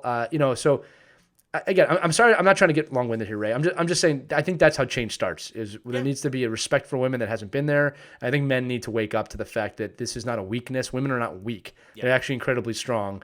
And I don't think that I could push a child out of me.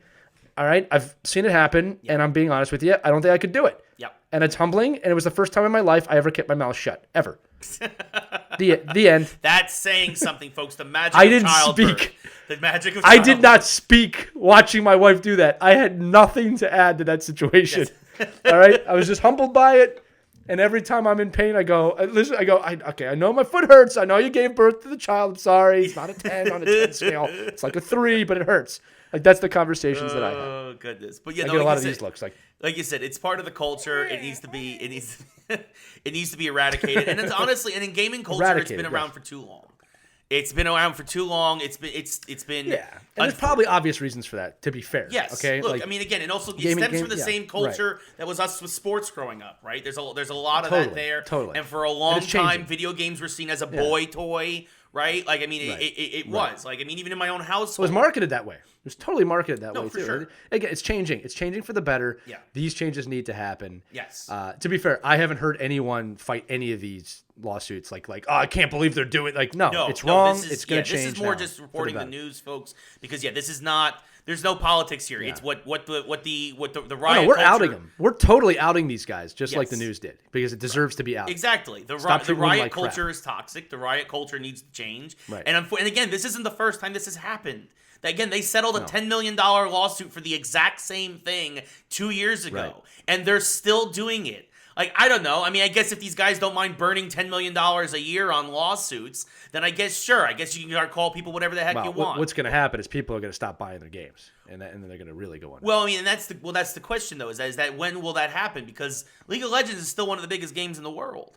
You know, I get it. So it's You know gonna what? be interesting You know, to see what I'll give you happens. an example. We've talked about this. They should take a note out of Barstool's playbook. yeah, All right, and again, I'm not against Barstool with what they've done with their female-led executive offices. yeah, If you really want to make change, that's what you do. Barstool wanted to make a change. yeah. And they're doing it. And I know people hate Barstool, but you cannot deny what they've done.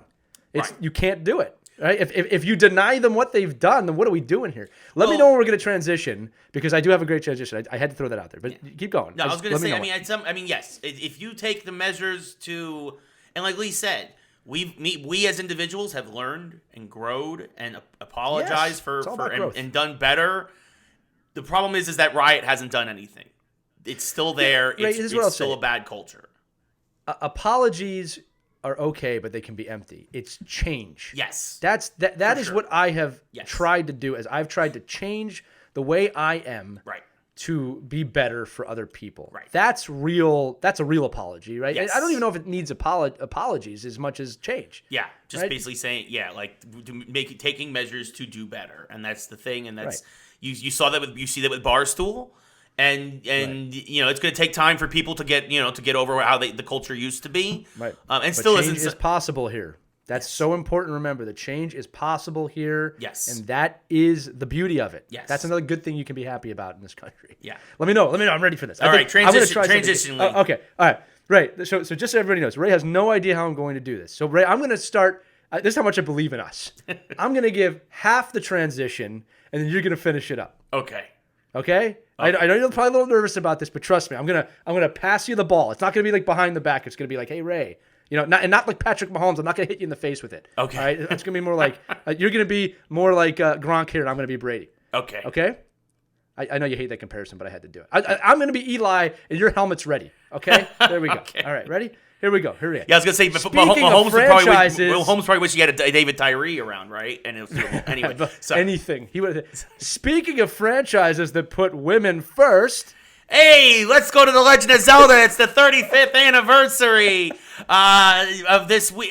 This week, when we record the next episode, it is the exact 35th anniversary since the first Legend of Zelda debuted. So, episode 97. Game that changed my life. Yes. So it is the 35th anniversary this year, and although Nintendo hasn't announced anything like they did in the level of Mario Brothers last year, people are starting to get hyped up because they did something this week that is very interesting. Specifically, they renewed 4 very specific trademarks for Skyward Sword, Phantom Hourglass, and including one of them for the I can't remember the other one. I think Twilight Princess and Ocarina of Time. Ocarina of Time, which of course is the big one that I know Lee desperately wants to have come back so he can play with his son. I really do. It's not just my son. My wife will play that. My daughter will. Yes. Listen, just so you know, before we were recording this, my son and daughter were downstairs playing with shields and swords, running around doing stuff like that. And I'm like, this needs to happen. Wind Waker was the other one. I was but like, stop hitting each Twilight other. Princess, Wind Waker. So Wind Waker. That makes sense for the Wii. Yeah. Yes. So That was a good game. Wind Waker was great. Yeah, it was for GameCube, and then they redid it for Wii U. Actually, they did an anniversary for that. Right. So It was GameCube. I apologize. Yes, you're right. Twilight Princess was the Wii one actually, but yeah, you're right. it's a big deal. People are wondering what's Nintendo going to do for Legend of Zelda this year. Is this them going to be like, hey, here's a 3D Zelda collection with Ocarina and Wind Waker and the one I just mentioned it, and Skyward Sword. What are they going to do? Sorry. Yeah, I laughed before I said it. I should have said it first. Yeah, and then of course also what are they going to do with Phantom Hourglass? They're going to do some kind of handheld collection, and also when are we going to get a release date for Breath of the Wild 2? We know they've been working on it for a while. They teased it already. It's already been a year and a half since they teased it. Are they going to show us something new for that? So expect maybe not this week, but possibly within the next 2 to 3 weeks.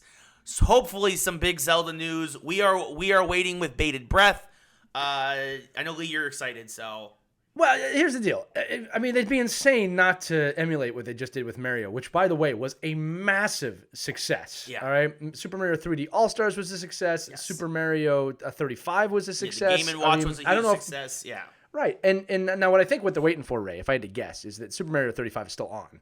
Right. So I'm going to guess they're going to wait till that ends before they announce which really would be anything. March. So Right. And they were testing this with Mario. I don't know if test is the right word, but they wanted, obviously, if Mario didn't do well, they probably wouldn't do anything. I fully expect to have a 35th anniversary Zelda collection. Yes. And I don't know why they would not do that. Now, I don't know how they're going to do it. I don't know if it's going to be one collection with all the games. Right. I don't know how they're going to do that. But yes, I fully expect to see Ocarina of Time on the Switch soon, and I will hijack that from my child, and he will deal with it.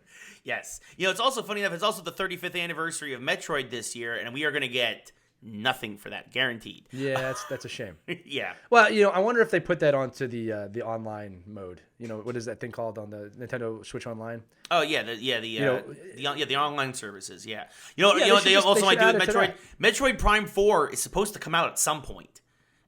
Right. There you go. So maybe we'll get that. We'll see. So we'll see. I wouldn't be surprised if they add that just to the online play. Just hey, Metroid's here, 35 years. Yeah. They'll do something. They won't just ignore that. It's too big of a franchise. Yeah. Or maybe they're trying to revive it. Like maybe they really try and revive it.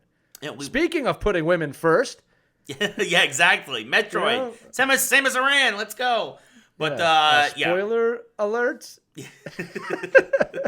So all right. So I don't know how we're going to transition into this one, but yeah, so this is kind of our transition. Now we're going to start moving into the sports. This is actually a fascinating thing that really came to my attention just a couple of days ago. Our good buddy Jason Finelli wrote an article on it, and then of course there was a choose your own adventure game. Yeah, it's a huge. There you go. Yeah, exactly. There you go. It's a choose your own adventure sports game in a way because what's happening is there's a thing called fan control football where. Yeah.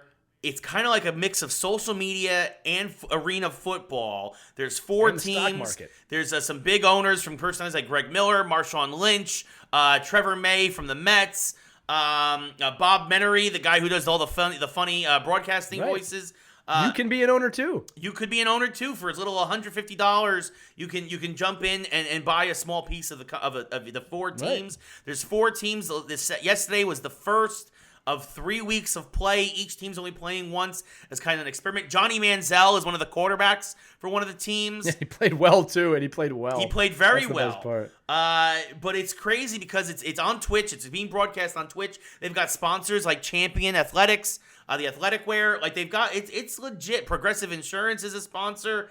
And basically the big thing is that you get rewarded as a fan as your team does well, and you can also even call the actual plays that your team will run, and if the better they do, the more points you get. So it's an interesting social media aspect to it, but it's also arena football, and it was high. I mean, it came down to the last play. One of the games ended 48-44, came down to the last play. Guy got pushed out of bounds at the 5-yard line. Marshawn Lynch's Beasts won.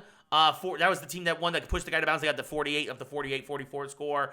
I'm still trying to figure out, like, there's a team called the Wild Aces. I'm still trying to figure out, like, is there a playoff? Is there a championship? What's going on here? I'm on their website right now. I was on this earlier. Just to give everybody an idea. So where Ray and I want to go with this is, this caught our attention. It actually caught a lot of people's attention. ESPN's been sharing this nonstop on social media. Yeah. Ray and I are very intrigued. Now, here's something else I want to look at here. I'm going to read you some of the partners of this league, Ray. Right. Because I think this is a lot bigger than anybody realizes. Yeah. You ready for this? All right. Champion. Watson, like as in Watson IBM, the computer. Yeah. IBM. All right. Progressive. Twitch. Verizon. Wendy's. Gatorade. Great Clips. And Fathead. That's just to name a few. Yeah. Like there's some power behind this. The other thing too is I went into like look at some of the teams that like join a team or buy a team. Yeah. And it's just like a quick start. A Kickstarter. You know, like one Kickstarter, excuse me. And you can just donate money and join a team. You can join all of them. You can join one of them. Yeah. It's a really interesting concept. And I think it seems like a joke right now. But I have a feeling this is going to pick up steam really quickly. Now, I don't know if it's going to XFL its way out of the lexicon in a few years or if it's going to turn into something bigger. But definitely got my interest in my eyes as something that might be breaking through a brick wall of something that's coming in the future. Yeah, I mean, and that's the thing. And again, it's I think the minimum investment's $150. I mean, I know that's a bit much for a lot of people, but again, it's kind of like you're investing in a professional football team. Like, and the interesting thing is also every week, like there's a fantasy aspect of it. Every week, the franchise, different players, Johnny Manziel may play for a different team next week, depending on what happens. Right, you can trade him. They move around offensive line and defensive line. By the way, the defense is one unit, the offensive line is one unit, and then you have all your skill players. It's a 3-man offensive line. It's 7-on-7 arena football. But it's a fascinating concept. Again, social media, really fantasy. The extra points, too. The extra points is a quarterback with one receiver and one defender. That's it. That's what an extra point is in this. Yeah. They put the football on a chair. Yeah. On a stool. Yeah, it's amazing. It's a fascinating idea. It's constant action. There's no extra point. There's no punting. There's no kicking. It's you have to try and score. You start at your own 10-yard line. You have to go 40 yards every time, and it's a fascinating concept. There are safeties.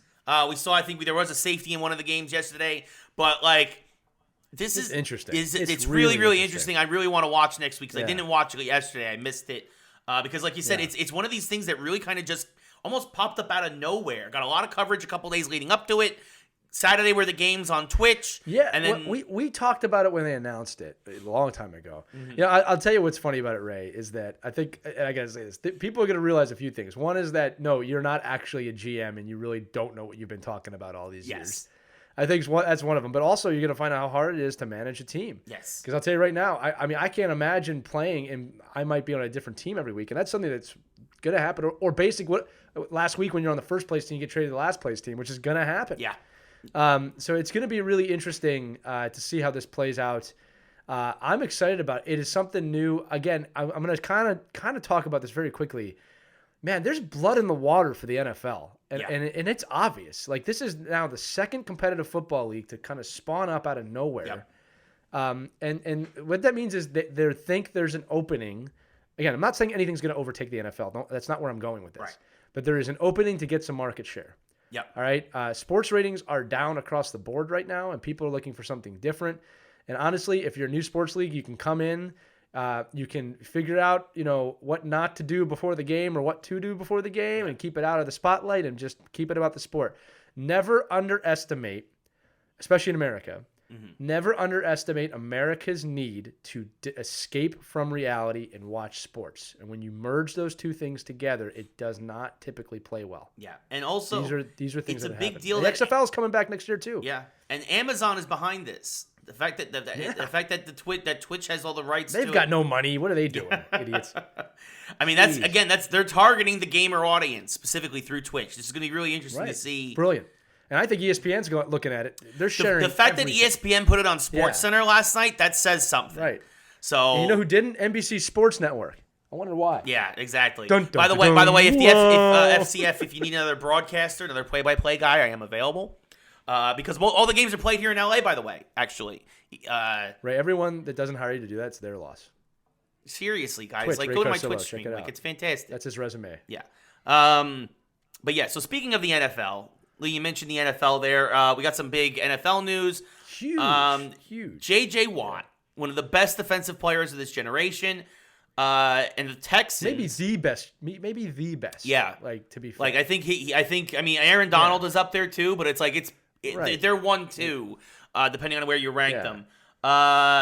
Him and the Texans, Urlacher level good. Yeah, I mean he's a first ballot Hall of Famer. There's no doubt. Right, easily. There's him and the Texans mutually parted ways this week. He asked for his release. He got it. Because he wants to be on a contender, and obviously the Texans are going to rebuild. But it's kind of weird that if you're looking to rebuild, why wouldn't you trade him for a pick or for something or for anything? Yeah. I got a lot of thoughts on this one. Yeah. Which is good. So here's what I'll say first off, is that I think it's incredibly professional the way that this was handled.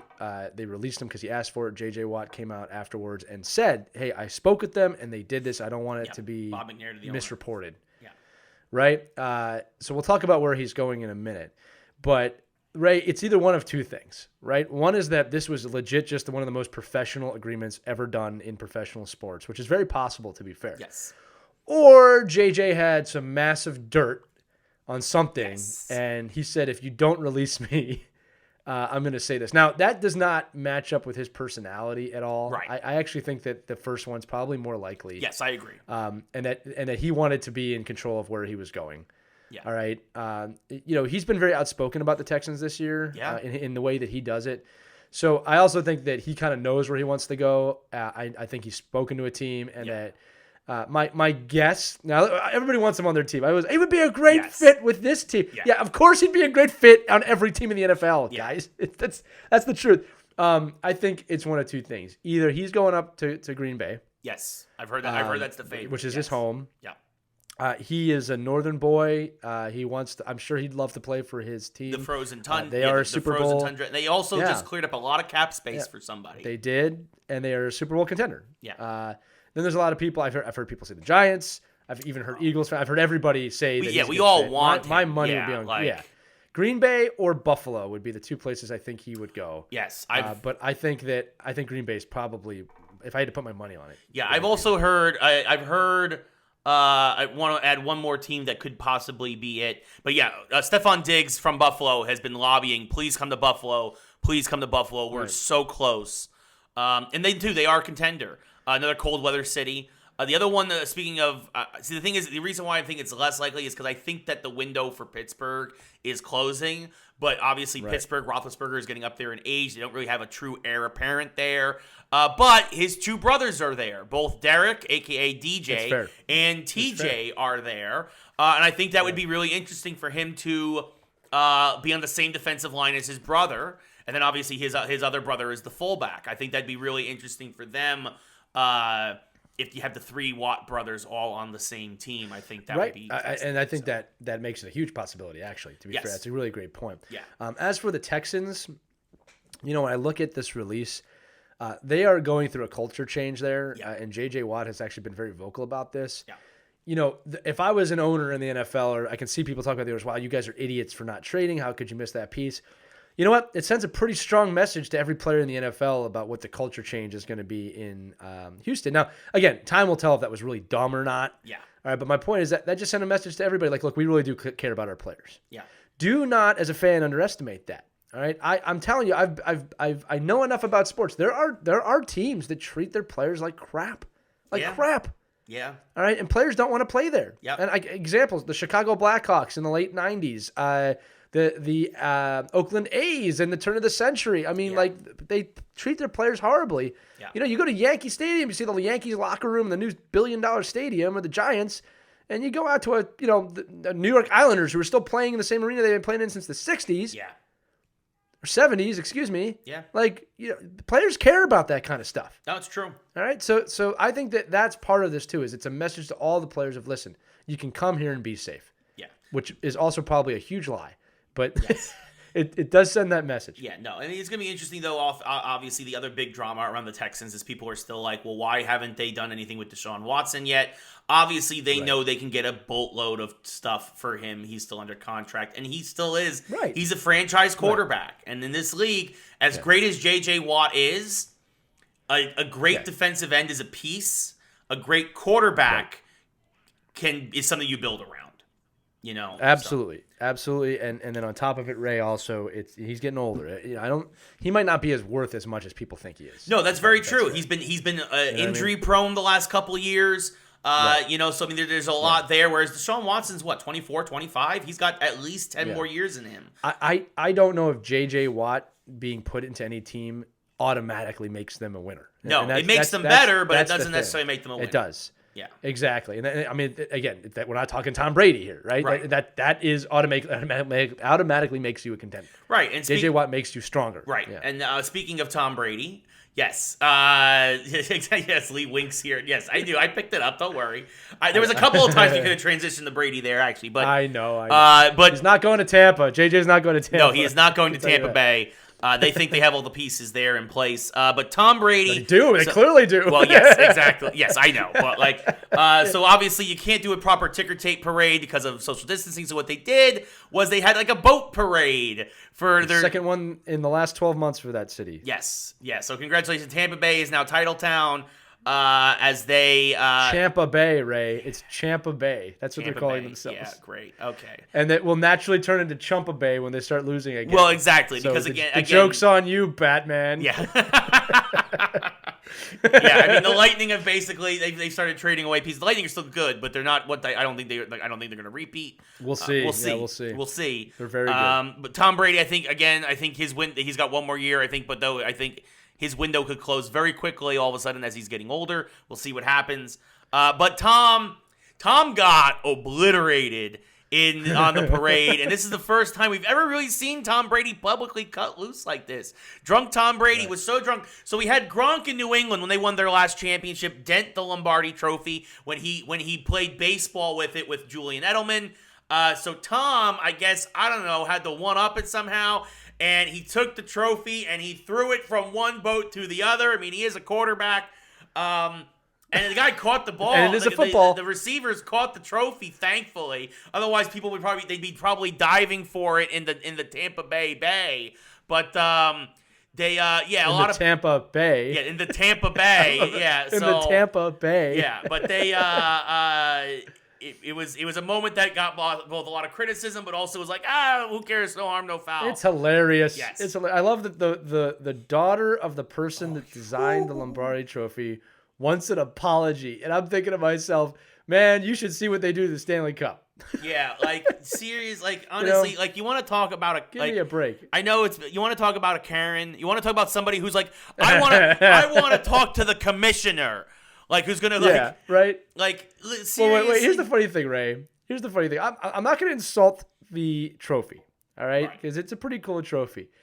But you make a new one every year. Yeah. So they're make a new one every year. Yeah. Okay, they haven't figured out a way to keep the fingerprints off it yet. Yeah.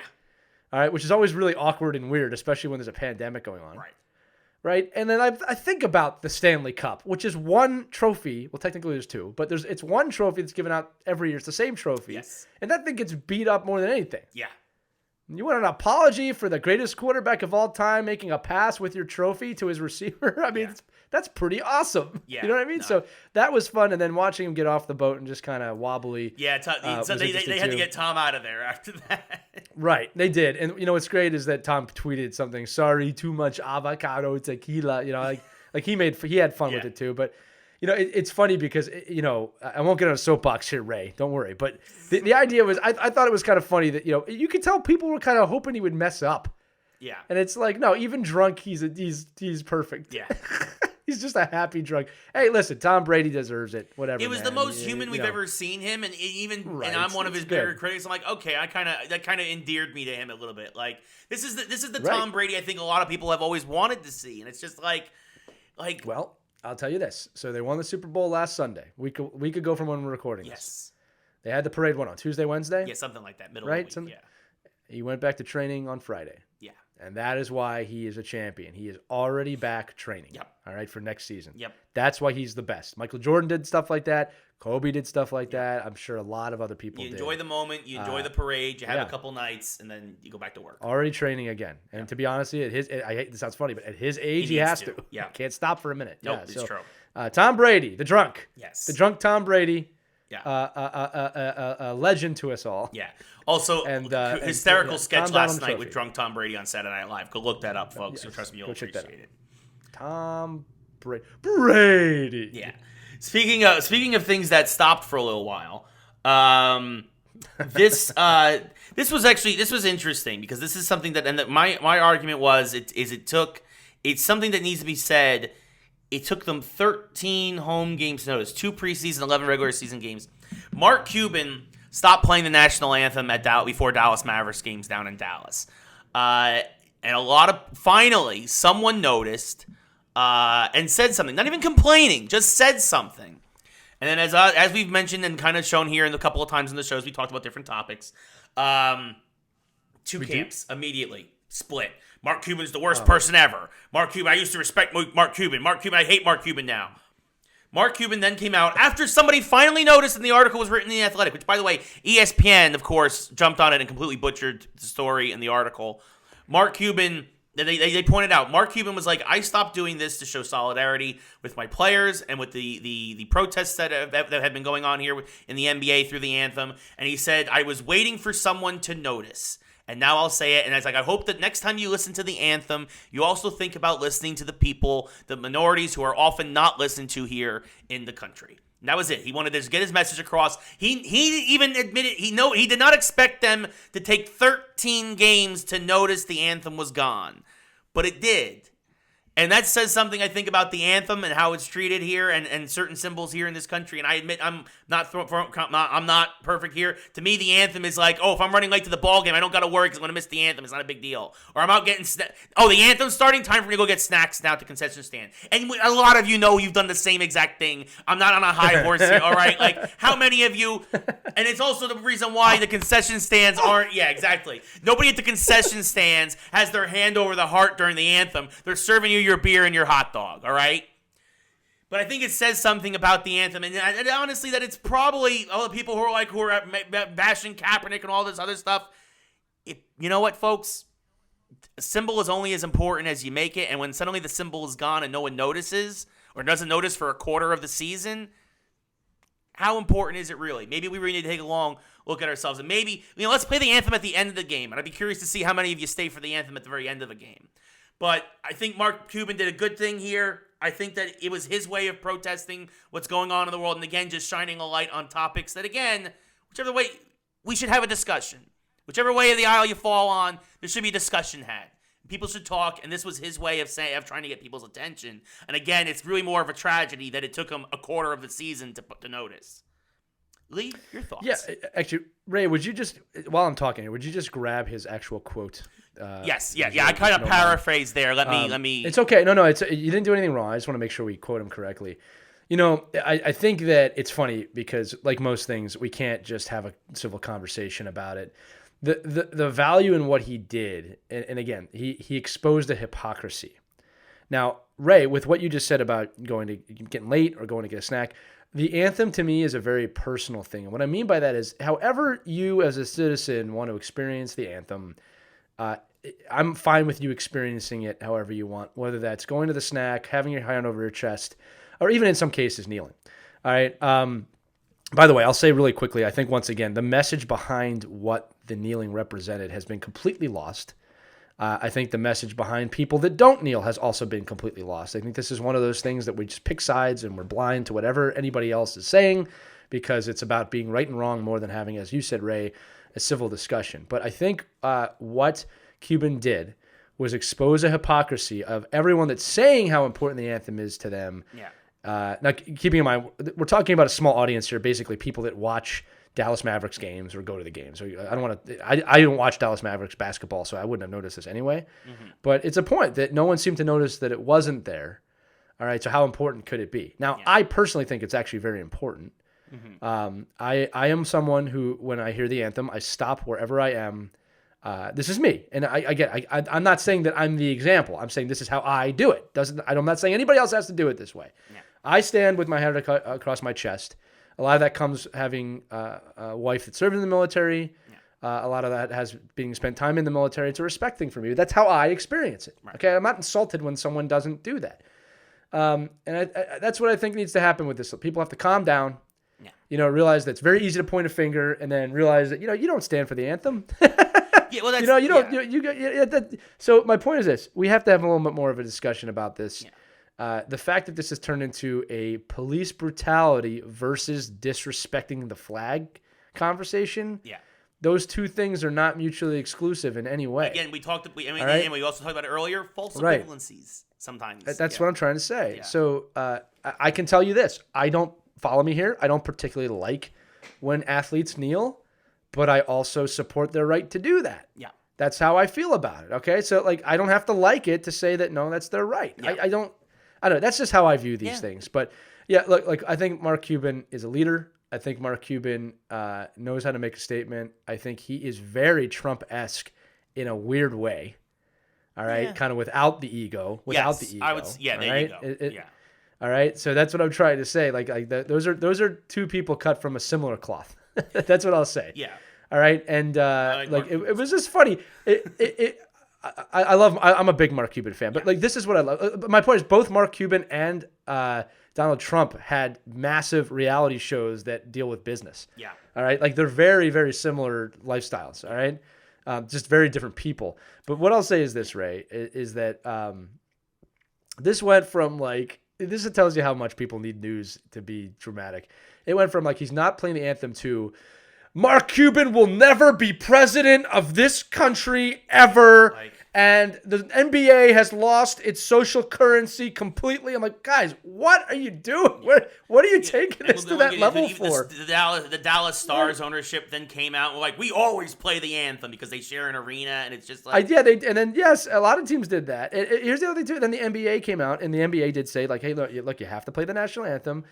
Which is, by the way, that's kind of a league rule. You can't have some teams do some things and some teams do. That wasn't surprising to me. The rule was given more lax, obviously, during the pandemic and obviously during the protests and all this other stuff. But typically that is the rule. Yes, you have to. Well, this is the reason why is because I unless I'm wrong, and people, you can fact check me. I don't think any of you will, but unless I'm wrong. I believe the anthem being played is not up to the teams. That is part of the league structure, right, on how the games go. That's why they said, you have to put this back in. Yes. And then people were saying, well, no, you don't stand with it. I'm like, guys, once again, we're missing the point of his statement. Mark Cuban is actually helping people understand it. And then we're missing the point. He's trying to shine a light on it. And by the way, Cuban also got permission from Adam Silver to do this as a protest. And Silver gave him the okay. As long as if you're trying to make a statement, he's like okay, because again the league is pro protest because it's First Amendment right. So you have the quote because I thought his quote was actually pretty well said. It's a bit of a long quote. I want to give the whole thing just because I want to make sure that we all get the context here. So he starts off by saying we're always talking to our community.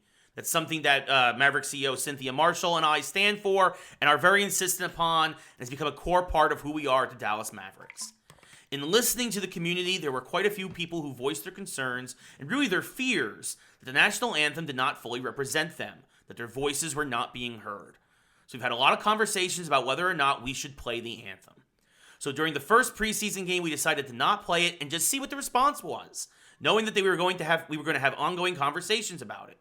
We didn't make any decision to never play it again, and that wasn't the case at all. We didn't cancel the national anthem. We still had our flag flying proud up on the wall at the American Airlines Center, and everybody had the opportunity to address it and pray to it or salute to it or whatever they felt was right. There was never any final decision that was made that we would not play the anthem. We respect and always have respected the passion people have for the anthem and our country. But we also loudly hear the voices of those who feel that the anthem does not represent them. We feel that their voices need to be respected and heard because they have not always been heard. Our hope is that going forward, people will take the same passion they have for this issue and apply the same amount of energy to listening to those who feel differently from them. Then we can move forward and have courageous conversations that move this country forward and find what unites us. That is a leader. Yes. And that is a great quote. Yes. And I think that, I'm glad you read that, Ray, because I don't think a lot of people have heard that quote. No. And I think that it doesn't play well to what's going on, and I think that's why it's a perfect quote. So I think that's a really well said thing by Mark Cuban. Whether you agree with what he did or not, there's a point in there, and I think that that's what's important.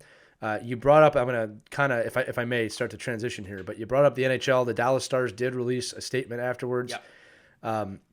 Here's the deal, and this might be shocking to some hockey fans, but the NBA audience and the NHL audience are drastically different audiences. It's funny, Ray. I worked at Madison Square Garden, as you know, for the Rangers and the Knicks. Yep. I actually enjoyed the Knicks crowd much more than the Rangers crowd. It's a very different crowd. By the way, I'm not talking race or anything like that. It's just a different crowd. Yes. It's just a different group of people. All right, it's a different atmosphere. I want to say that, right? Although obviously there's race involved in that in terms of like hockey is predominantly white fans and basketball is not. But that's not the point I'm trying to make. I'm not trying to, I have to state that at all. That doesn't mean there's not crossover. But I enjoyed the Knicks games. It was a different crowd. It was a different environment in the same building, on the same court/ice every other night. All right, sometimes twice in the same day. I did do a Rangers game and a Knicks game in the same day once. That was very interesting. But my point is that, every team is different. Every league is different. We're not all the same. Yeah.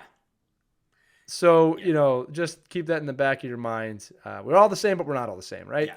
Anyway, NHL, if I may transition to this. And also just having a rough time. Just very quickly, I want to say, and again, something that we always stress about and it's important here on the show is, again, Cuban's stressed.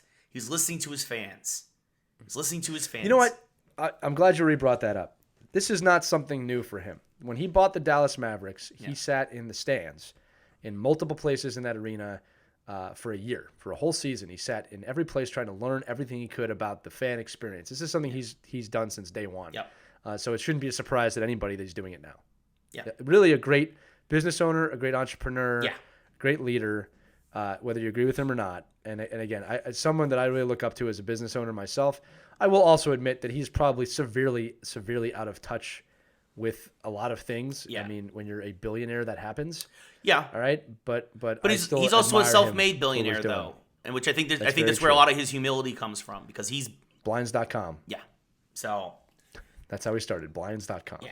Now he owns the Dallas Mavericks. Yeah. So there you go. Anyway, go ahead. But yeah, no, you mentioned the Dallas Stars. You mentioned obviously the different things. A lot of stuff going on in the NHL.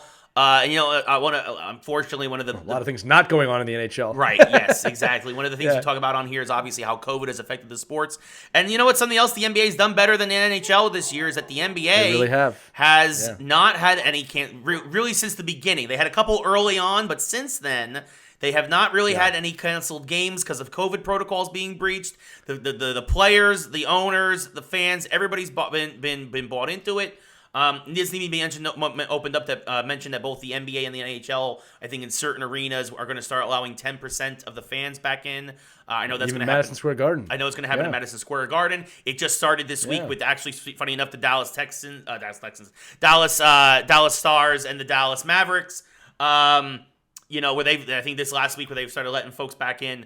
So again, but one of the big reasons for that obviously is COVID, and the NHL has had COVID run rampant through it the last few weeks. The Devils, the Sabres, the Wild, the Philadelphia Flyers have all had multiple games canceled. I think the Flyers will finally be able to start playing again in a few days. And now because of it, because a lot of the players and teams and a lot of folks don't seem to be on board with it, and because we've had this issue, there has been rumors, no reputable sources, by the way, but there have been rumors that the league is thinking about shutting itself down for 2 weeks to get everybody to wake the heck up and to make sure everything's clear and then to start the season back up again. Lee, we talked about baseball, and I think it's now time to talk about hockey. Lee, what are your thoughts on the handling of COVID? Yeah, look, it's not been handled well. What we don't know, Ray, and this is kind of where I give the NHL a little bit of slack, and maybe it's biased, maybe it's not. I'm not really sure what's happening that the virus is spreading like it's spreading, and it seems a little weird because hockey players are not known for their lavish lifestyles outside of the rink. And a couple weeks ago I said, like, what are these guys doing? Like, what are they doing? I'm starting to wonder if it could be traced that teams are actually giving it to each other when they're on the ice. All right, which is possible. All right, although I don't know. Well, right? they do. Now, they I do do know believe that it was that's how the Sabres got it. They got it from the Devils specifically. Right. So, and it's one of those things. If one person gets it, that's all it's going to take. Right. So there's also a lot of talk about players' families hanging out with each other. I will say in the defense of the NHL, not that you were trying to attack them, but one of the benefits for the NBA is there are far less players. There's far less staff. That's true. If you will. An NHL roster right now has at least 30 athletes around and probably 20 coaches. But also, a knock traveling. Against the NHL. The NBA is doing their full travel season. They're still traveling everywhere. Right, that's true too. Whereas the NHL has limited travel. Just wanted to put that out there. Well, and I'll also say this too: the Northern Division has had no cases. The Canadian Division has not had any cases because Canada took it seriously. They did, right? So that's something to think about, though. It really. Well, there's also a lot less COVID up there, Right. But look, I don't know why it's spreading. This is how I look at it. If I was a commissioner or GM, there has to be a league-wide phone call. And I'm sure this has happened, where it says, "Guys, this is getting out of control. What are you doing?" Yeah. Or here's some new guidelines. Here's some new guidance. Yeah. Of how to keep yourself safe. In terms of a 2-week shutdown. It's very embarrassing if they have to do that. It's also probably the right thing to do because the other option is you're not going to be able to finish your season. Right. And that's not acceptable. All right. That would be the ultimate screw up. Yeah. Right. So I think if it gets I think it's still under control at this point in the sense of I don't think we said it before. They're at the threshold. Right. If one or two more teams though, yeah, I would just stop the season for 2 weeks, get it out of the system and move forward. Or I would start discussing, getting COVID vaccines. Yeah. And seeing what the process for that would be, if it's possible. All right. And I don't know it's possible. And I do not think that NHL athletes should be getting that over people that actually jump need the it, line, obviously. Yeah. Right. Absolutely. But look, the NHL, it's disturbing. It's been very weird not having my hockey team playing for the last few weeks. Yeah. Right. It's disturbing. They did just such a good job in the bubble. We did say, and I did say this just so nobody thinks I'm biased. We both said they will not get through the regular season without a case. Yeah. All right, I said that's not possible, and again, when one guy gets it, it seems like 3 or 4 guys get it. That's what happened with the Flyers. One person tested positive, then 3 people tested positive, right. Then 4 people. Yeah. I don't know if you know this, Ray, but COVID is highly contagious. Yes. I know it's a shock. I know, but it's highly contagious. Yeah, super contagious. Especially when you're sweating and in the presence of other people and you're excreting the virus. Yeah. So shedding the virus heavily. Yeah. So we'll see what happens here.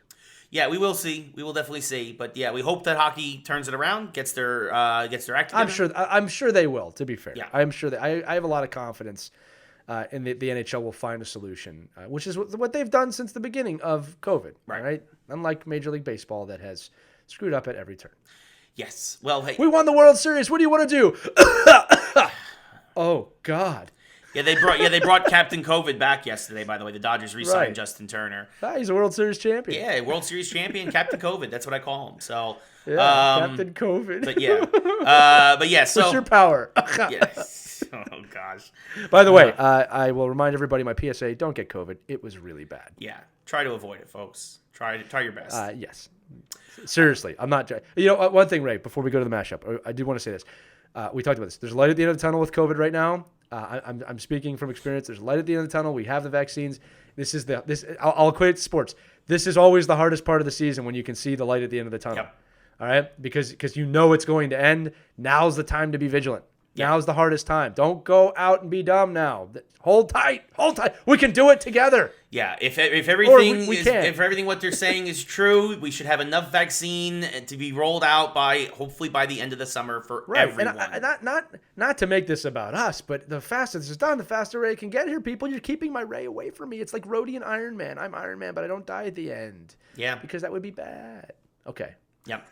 So I get so you die Rhodey. And I get paralyzed. Yeah. Ooh, that's a bad pair.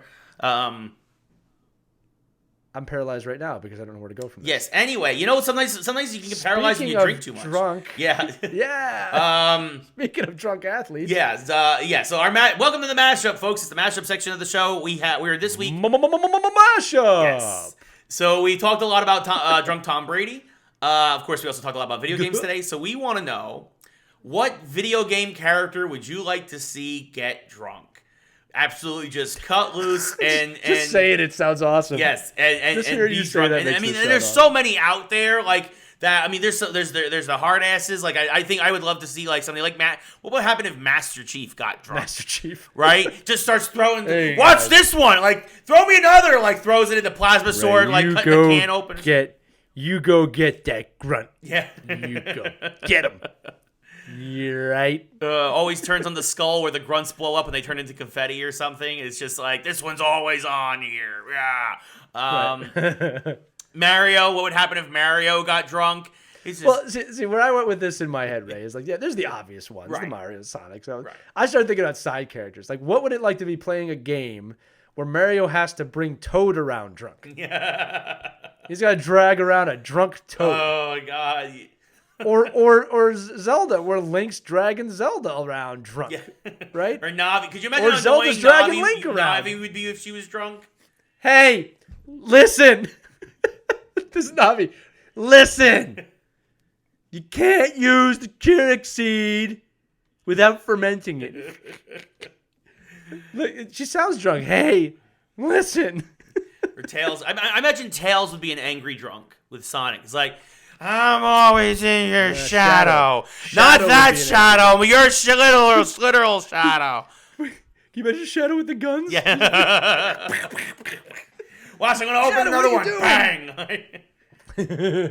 Oh man, there's so many. Now, see, this could go on for a while. That's why I thought it was a great question, because the more you think about it, Yes. What if we're in Pokemon?